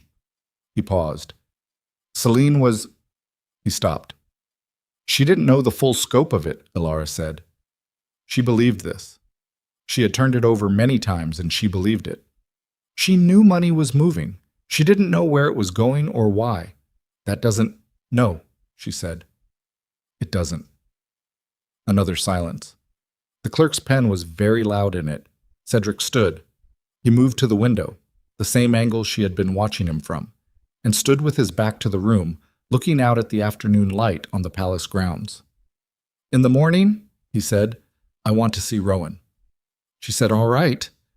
I'm not making a change to the arrangement. I just want to see him."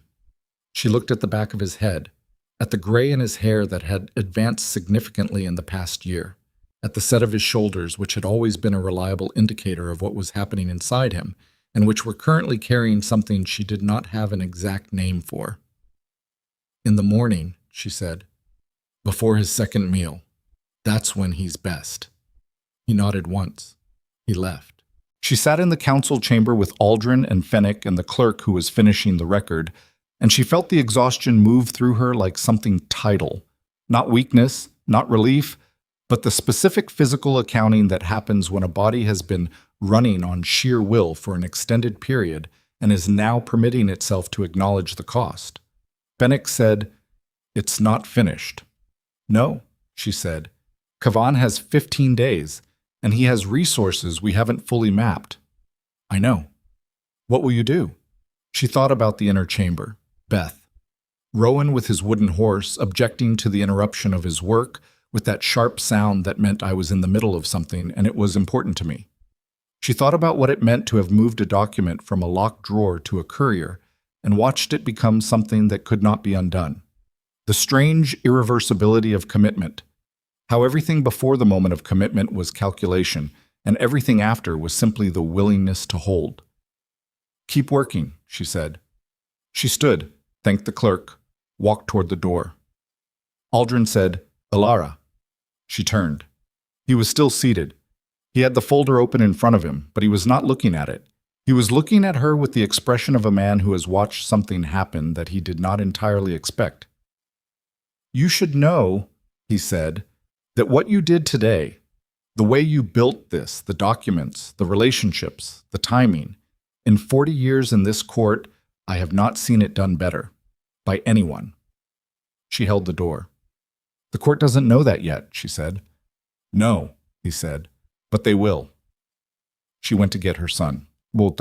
She was halfway to the nursery wing when she heard the sound. Not a voice, not a specific word. The sound of many people moving. Not the ordinary movement of a palace going about its afternoon business, but something more concentrated, more directional, the specific audio signature of a crowd gathering around a point. She stopped. She listened. The sound was coming from the Great Hall. She changed direction. The Great Hall of Ashbourne had not been so full since the morning a year ago when Cedric had stood beside his pregnant mistress and looked at his queen like she was furniture he had grown tired of. Today it was full again, and the quality of the fullness was different.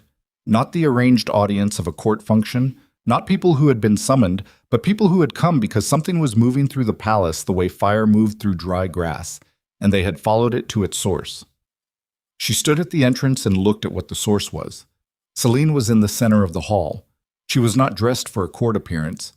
Her hair was loose, her gown was the plain one she wore in the private apartments, and she was standing very still with her hands at her sides, and the expression of someone who has just learned something that has reorganized the entire landscape of what they thought they were standing in.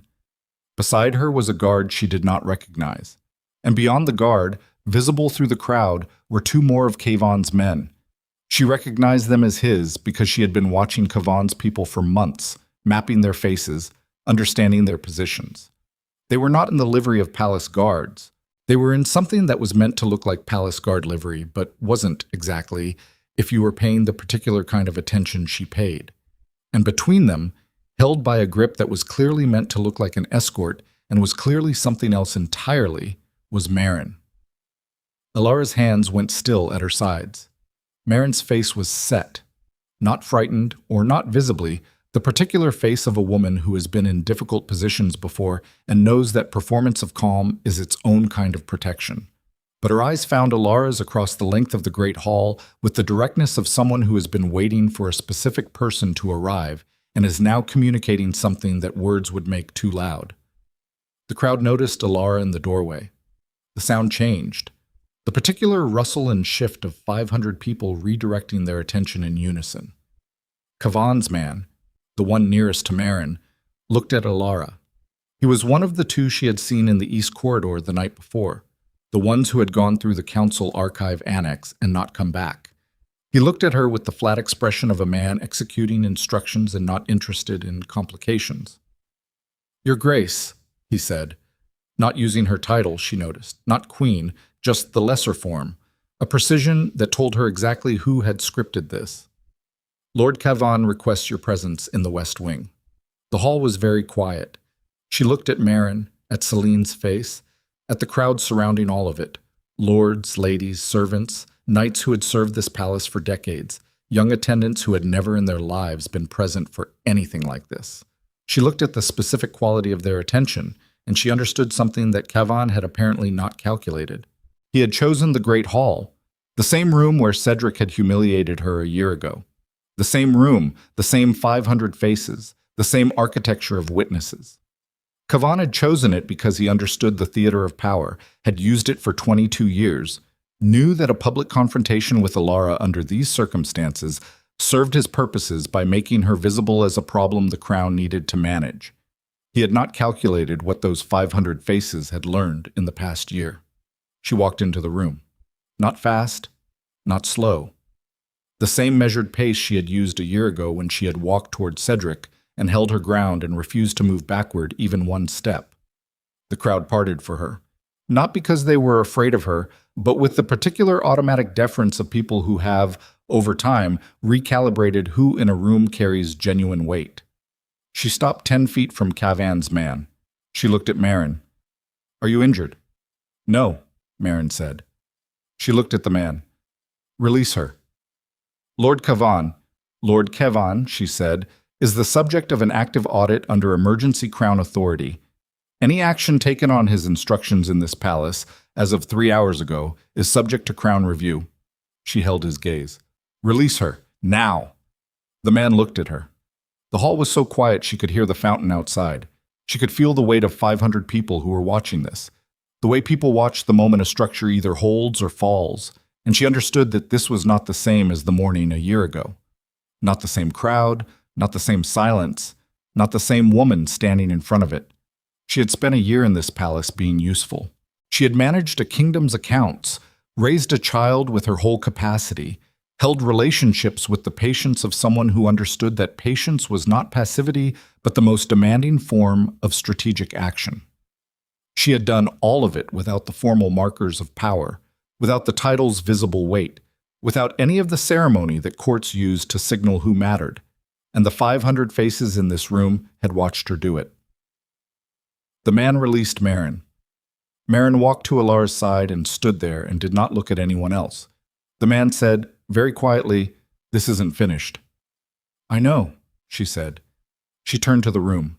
At all of it, the lords, the ladies, the knights, the servants, the young faces near the back who were seeing something happen that they would carry for the rest of their lives. She said nothing. There was nothing to say that the room hadn't just seen. She turned and walked toward the exit with Marin beside her. And behind her, the sound that moved through the Great Hall of Ashbourne was not silence this time. It was something else, something she had not heard in that room before. She kept walking. Her heart was working very hard. Her hands were steady. And in the West Wing, somewhere beyond the walls of a palace that was finally, irreversibly, beginning to choose, Lord Cavan was receiving the report of what had just happened. She needed to reach Rowan before Cavan made his next move. She had approximately 4 minutes. She had 3 minutes left, not 4. She understood this because Marin's grip on her arm, steady, deliberate, the grip of someone delivering information through touch, tightened once as they moved through the corridor away from the Great Hall, and Elara looked at her, and Marin said, quietly, without breaking stride, "He has someone in the nursery wing, one of the maids. She's been his since before I knew to look." Elara did not slow down. She sped up. "Beth has the bolt," she said. "Beth has the bolt," Marin confirmed, "but the bolt is on the inside of the inner chamber, and the nursery outer door is not bolted, and if Cavan's people— How long ago did you know?" "An hour. I couldn't reach you." Because you were in the Great Hall. Yes. They were moving fast now, not running, not yet. But the boundary between walking with purpose and running was very thin and getting thinner with each turn of the corridor. Elara's mind was doing two things simultaneously: mapping the physical route, calculating time against distance. And beneath both of those, in the part of her that did not calculate but simply knew, something had gone very cold and very clear. She had spent a year learning what she was willing to do for this child. She had not known, until this exact moment, the full extent of the answer. She said, "Who else in the nursery wing is his?" "The maid only, I think. The other two staff are your household." "Think or no?" A half-second pause. "No." The nursery wing corridor was ahead. She could see the outer door, closed, no visible figures. She went through it fast. The outer door opened on the nursery antechamber, the small room that served as a buffer between the corridor and the nursery proper, where staff kept supplies and where the outer coats were hung, a practical, unglamorous room that she had spent more time in this past year than she had spent in the formal queen's receiving chamber. The maid was there. She was young, 19, 20, standing near the inner nursery door with the specific guilty stillness of someone caught between the instruction they'd been given and the reality of the situation they were now in. She had dark hair and a narrow face, and she was visibly frightened, which told Elara immediately that she was not a trained operative but a household member who had been recruited through some combination of money and pressure and had not fully understood when she agreed what she was agreeing to. Elara stopped in the doorway. The girl looked at her. "Step away from that door," Elara said. The girl stepped away. Elara crossed to the inner chamber door. "Beth," she said, "it's me." The bolt slid back. Beth opened the door with Rowan on her hip, and his face when he saw Elara did the thing it always did: the loosening, the recognition, the immediate reaching. And she took him and held him with both arms fully around him and stood there for exactly 3 seconds longer than she had time for. Then she looked at the girl. "What did he tell you to do?" she said. The girl's hands were clasped in front of her. "To send word when the queen came for the child. That's all, just to send word." "To whom?" "To the man in the West Passage. He gave me a name, Lord Kavan's man." Elara looked at her steadily. The girl was shaking slightly. The fine tremor of someone who has just watched the situation they were in reveal its actual shape and is confronting the distance between what they understood when they agreed to it and what they understand now. "What's your name?" Elara said. "Lena." "Lena, you're going to go to Lord Fennec's household staff, and you're going to tell them everything Kavan's man told you, all of it. His name, what he asked, when he asked, what he promised you." She held the girl's gaze. "Do you understand?" Lena nodded. "Go now." She went. Marin closed the outer door and bolted it from the inside. Elara stood in the antechamber with Rowan's weight against her shoulder and the cold clarity that had settled over her in the corridor still fully present, and she thought about what Kavan had just tried to do and what it told her about where he was. He had tried to use the child, not to harm him. She did not believe that. The logistics of it made no sense. It would cost him everything. But to use the child's location as information, as leverage, as the specific kind of pressure that a man applied when he had run out of procedural options and was moving into territory where the rules were different. He had watched her for a year. He had seen what she was to Rowan and what Rowan was to her. And he had calculated, accurately, that this was the point where she was most reachable.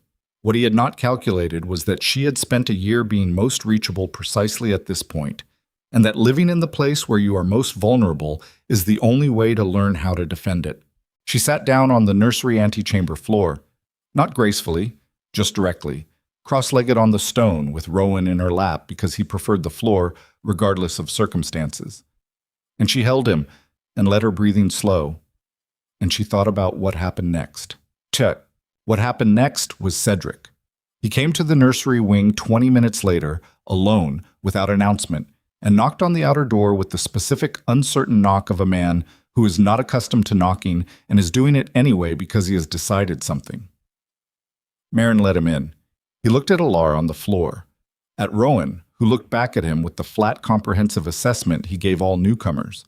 At the bolted door, the closed chamber, the general configuration of a woman who had spent the last 20 minutes making a room as defensible as a nursery antechamber could be made. He sat down, not on the floor.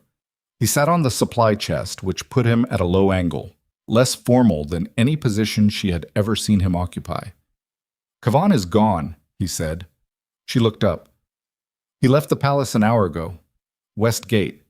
His household is packing." He paused. "I had the gate watch log it. He didn't ask permission. He simply left." "He'll go to the merchant house," she said. "Try to manage the debt arrangement directly." "Let him try," Cedric said. "Aldrin has already sent word to the Western Trading Registry. Kavan's name in that land transfer is going to be a problem for him everywhere he goes." She said nothing. Rowan had found the hem of her sleeve and was applying his investigative attention to it with full concentration. Cedric looked at the boy. A long look. Not the look of a man performing affection, not the look of a man who was calculating what the child represented in terms of succession. Just a look, the kind of look that had no political content.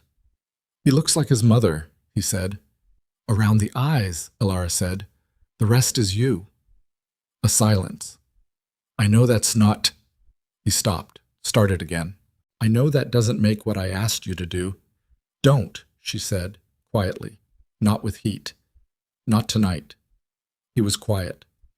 Rowan grabbed her braid. She let him. Cedric said, "The council is meeting tomorrow morning. Full session. There will be a formal motion regarding the forestry agreement and the irregularities in the accounts." He looked at his hands. "Aldrin has the votes. I know he has the votes because I counted them this afternoon, and I know what the count means." She understood what he was telling her. She did not rush to respond to it. She let it sit in the room and breathe. "What does it mean?" she said. "To you." He looked at the floor.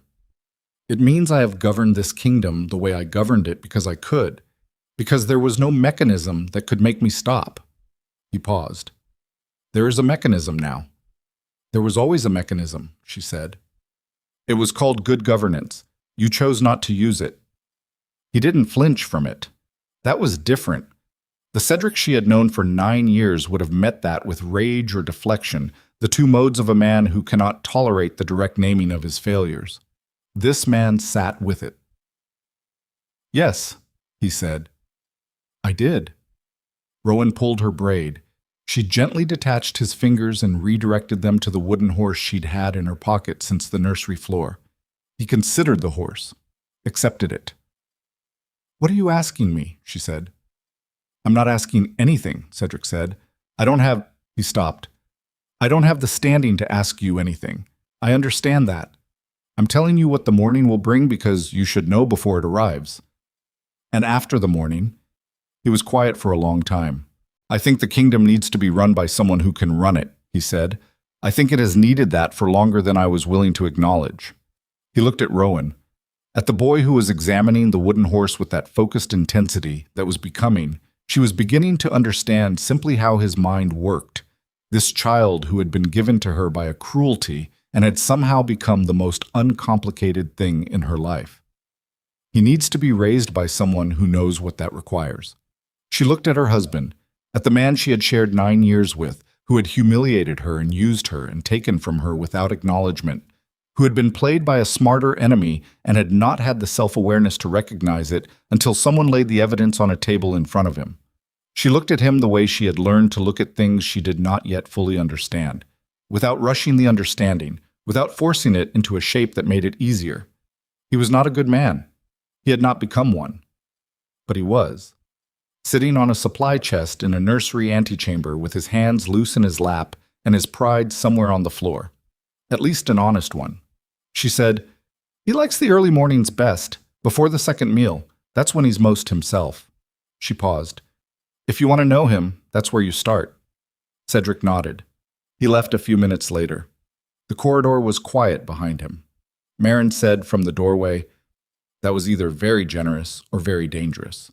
"It's both," Elara said. "Most things that matter are." The council met at dawn. Elara was not in the chamber. She had learned, over 9 years, the difference between the rooms where her presence advanced things and the rooms where her absence was more powerful. And this was a room where the men who were going to move needed to move without her name attached to the motion, because the motion needed to be their decision rather than her pressure.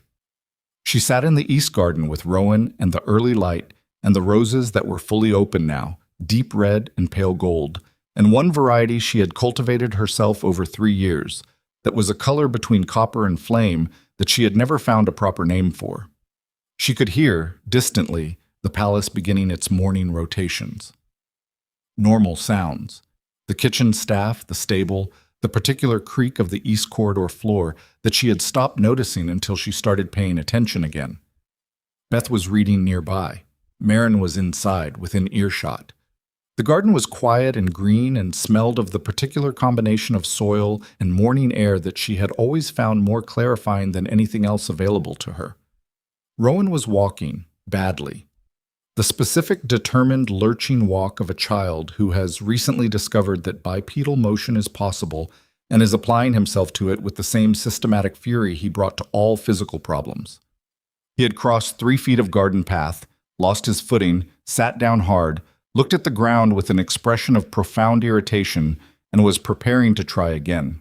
She watched him get up. She thought about what it had cost to be here, not the specific events, not the ledgers and the audits and the corridors and the cold clarity of the Great Hall, but the 9 years before all of it, the lost pregnancies she had mourned alone, the dinners she had sat through, the reports she had filed through proper channels that went nowhere, the long, careful work of maintaining her dignity in a place that had been systematically trying to strip it, and the particular price of that maintenance, which wasn't dramatic or visible but was paid daily in small, continuous pieces. She thought about what it had given her. The knowledge of every passage in this palace, the loyalty of people who had watched her work, the relationships she had built by being genuinely useful to people who needed usefulness rather than ceremony, the ability to read a document and understand its implications, to read a room and understand its pressures, to read a man's face and understand the 3 moves happening behind it. Power had not given her those things. The stripping of power had. She did not think this was just. She was not interested in the idea that suffering was necessary for strength, which was a story that people told to make suffering bearable and which she had always found insufficient as a philosophy. But she recognized what was true. That the person sitting in this garden with her son in the morning light was not the person who had walked into this palace at 19 years old, and that the distance between those 2 people had been built entirely from the material of what she had been forced to navigate. You did not choose your crucible. You only chose what you forged in it. Rowan reached her. He grabbed her knee with both hands and looked up at her with the expression of someone who has just accomplished something significant and knows it. "I see you," she said. He sat down next to her, began pulling up grass. She let him. Aldrin came to the garden an hour later. He sat in the other chair and said, without preamble, "It's done." She looked at him. Cedric abdicated the formal executive authority to the senior council pending a governance review. It was quieter than I expected. He paused.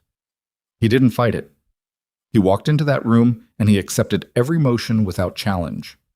A slight pause. It was the most dignified thing I have seen him do. She looked at the roses. "The council wants to discuss the regency arrangement," Aldrin said. "Formally. They'll want to meet with you this afternoon if you're willing." "I'm willing." "They'll ask you to take the Queen Regent position until Rowan comes of age. It will be formally proposed, which means you can formally accept, which means it carries the full institutional weight of council authorization rather than..." He stopped.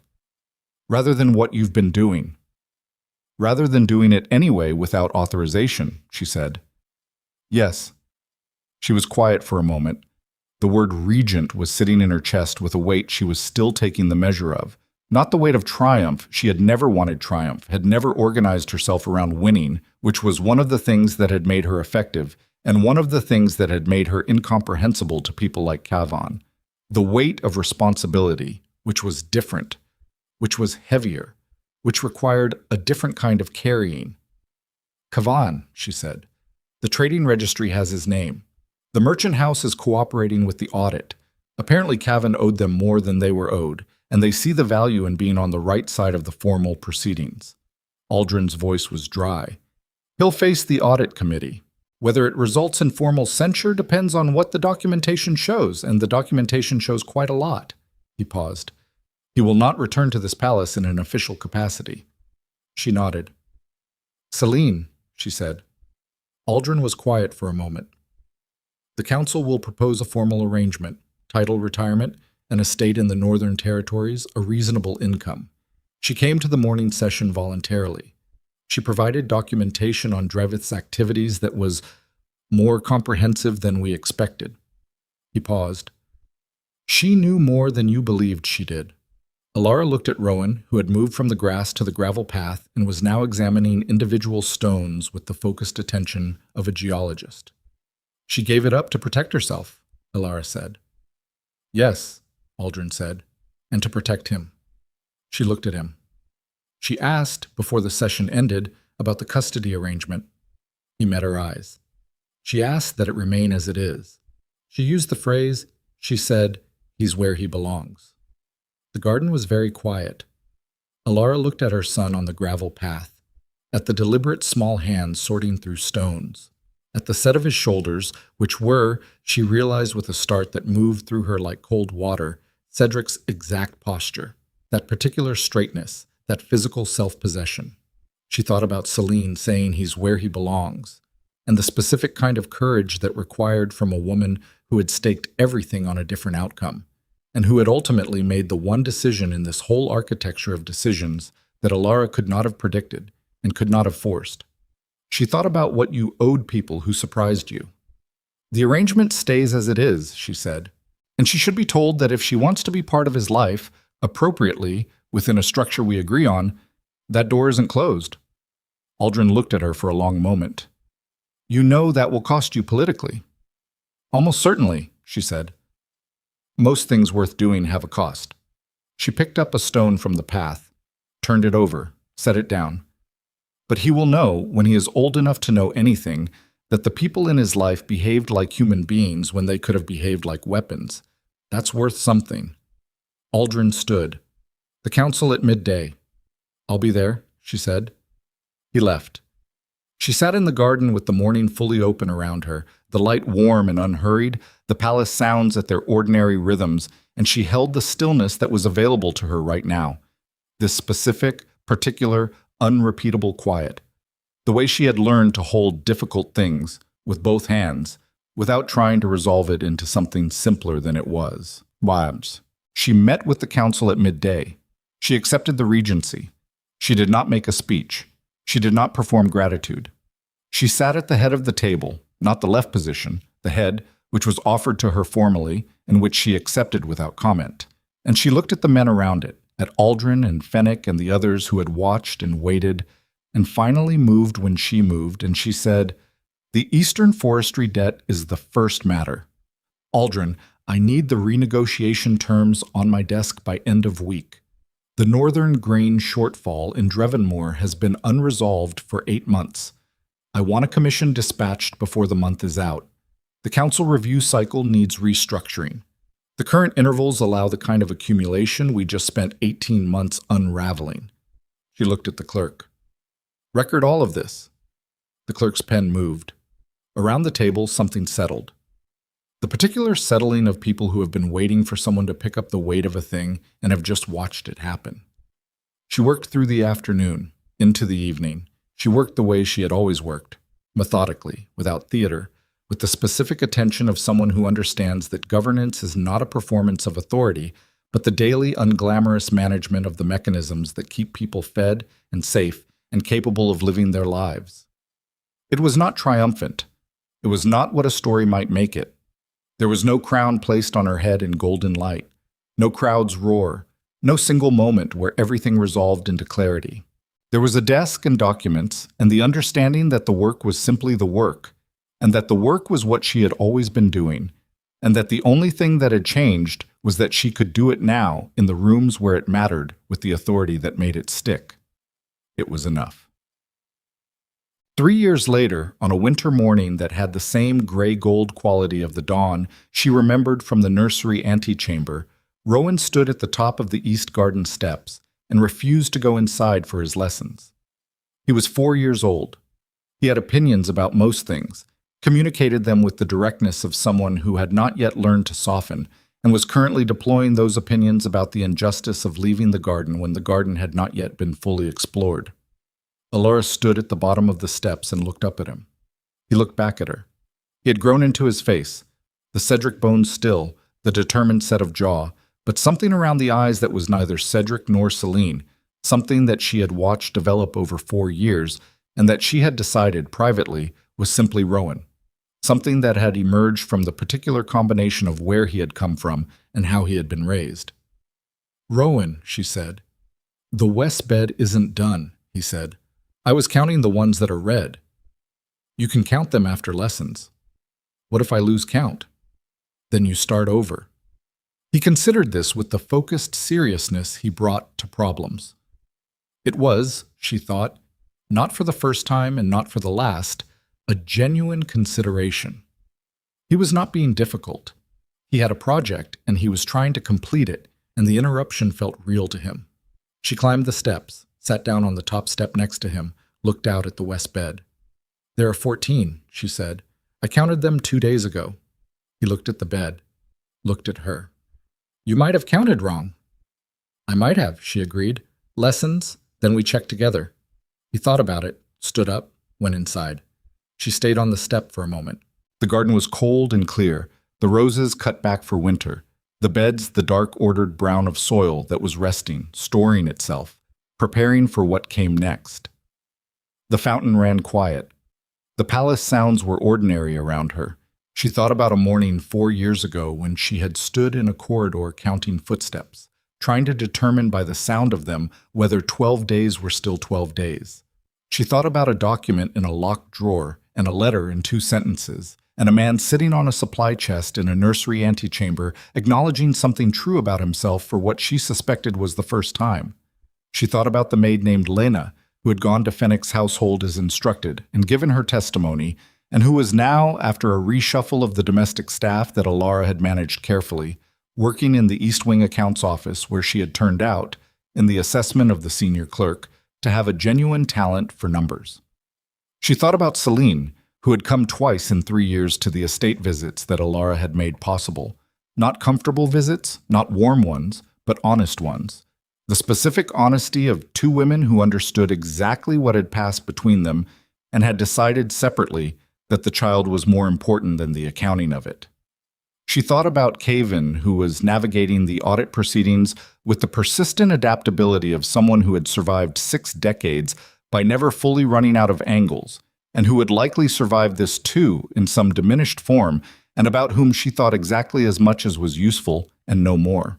She thought about Cedric, who visited Rowan on the first morning of every month without fail, who had never asked for more than was offered, who sat on the nursery floor now with the same odd posture of a man who is not accustomed to floors and is doing it anyway, and who had said to her once, in the corridor outside Rowan's room, that he did not expect forgiveness and was not looking for it, and that he simply wanted the boy to grow up understanding that his father had eventually chosen the harder right thing. She had told him she couldn't promise that. He had said he knew. He had kept coming. She thought about what it meant to hold a kingdom together, not through the performance of power, but through the patient daily work of it. She thought about what it meant that the East grain routes were functioning, that the debt to the merchant house had been renegotiated on terms that preserved the forestry rights, that the northern province of Drevonmore had sent its first surplus report in 6 years. She thought about 14 red roses in the west bed and a 4-year-old who took his counting seriously. She stood up, went inside. At his coronation, 12 years later, Rowan knelt. Not before the council, not before the assembled lords and dignitaries and the centuries of ceremony arranged around him in the great hall that had witnessed so many things. He knelt before her. She had not expected it. The ceremony as planned had not included it. She saw it happen in real time. The moment where he deviated from the prescribed sequence with the same deliberate certainty he had brought to every decision she had ever watched him make. And she did not have time to prepare her face for it. He took her hands. He was 16 years old. He was taller than her now, had been for 2 years, had the physical presence of someone who had grown into himself with the particular confidence of a person who had always known exactly where home was. He looked at her with the same direct assessment he had used at 4 months old in the nursery when she had first held him, and which she had watched develop over 16 years into something far more complex and not one bit less direct. He said, loudly enough for the hall to hear, "Everything I am is because of my mother." The hall erupted. She did not hear most of it. She was looking at his face, at the bones that were still Cedric's, the eyes that were still Celine's in their particular shape, and the thing behind them that was simply Rowan, the thing she had watched emerge over 16 years from the specific combination of where he had come from and how he had been raised and who had been present in the cold early mornings before the second meal when he was most himself. She had not given him life. She had given him something else. The harder thing, the thing that couldn't be given at birth but had to be given daily, in lullabies that broke her heart, and winter garden mornings counting red roses, and the willingness to sit on nursery floors and do the work of loving someone with your whole capacity, regardless of what it cost. She cupped his face in her hands, the same hands that had held him on his first night, that had carried him through corridors, that had signed documents and managed kingdoms, and refused to let go of the things that mattered. She said quietly, just for him, "Go be good to them." He nodded. He stood. He turned to his kingdom. She stepped back. The crowd was still roaring. The hall was full of sound and light and the accumulated presence of hundreds of people witnessing something they would carry the rest of their lives. Elara stood at the edge of it and watched her son take the crown that had always been his, and she felt not triumph, not vindication, not the particular sweetness of having been proven right by the machinery of time, but something quieter and more permanent. The specific satisfaction of a person who did the work when the work was hard and invisible and unglamorous, and who lived to see what it made. She had come to this palace at 19 years old and been stripped of everything they thought was valuable: title, privilege, ceremony, the visible markers of worth. What they had not been able to strip was the only thing that turned out to matter. She had always known how to do the work. She walked back into the light. The story of Ashbourne does not end with a crown. It ends with a woman stepping back from one, having built something that will outlast her, that carries her name not in any official record, but in the character of the king who kneels in gratitude, and in the quiet revolution of every small act of love that chose, again and again, to be useful rather than powerful, present rather than celebrated, real rather than remembered. That is the kind of mark that does not wash out. That is the only kind worth making.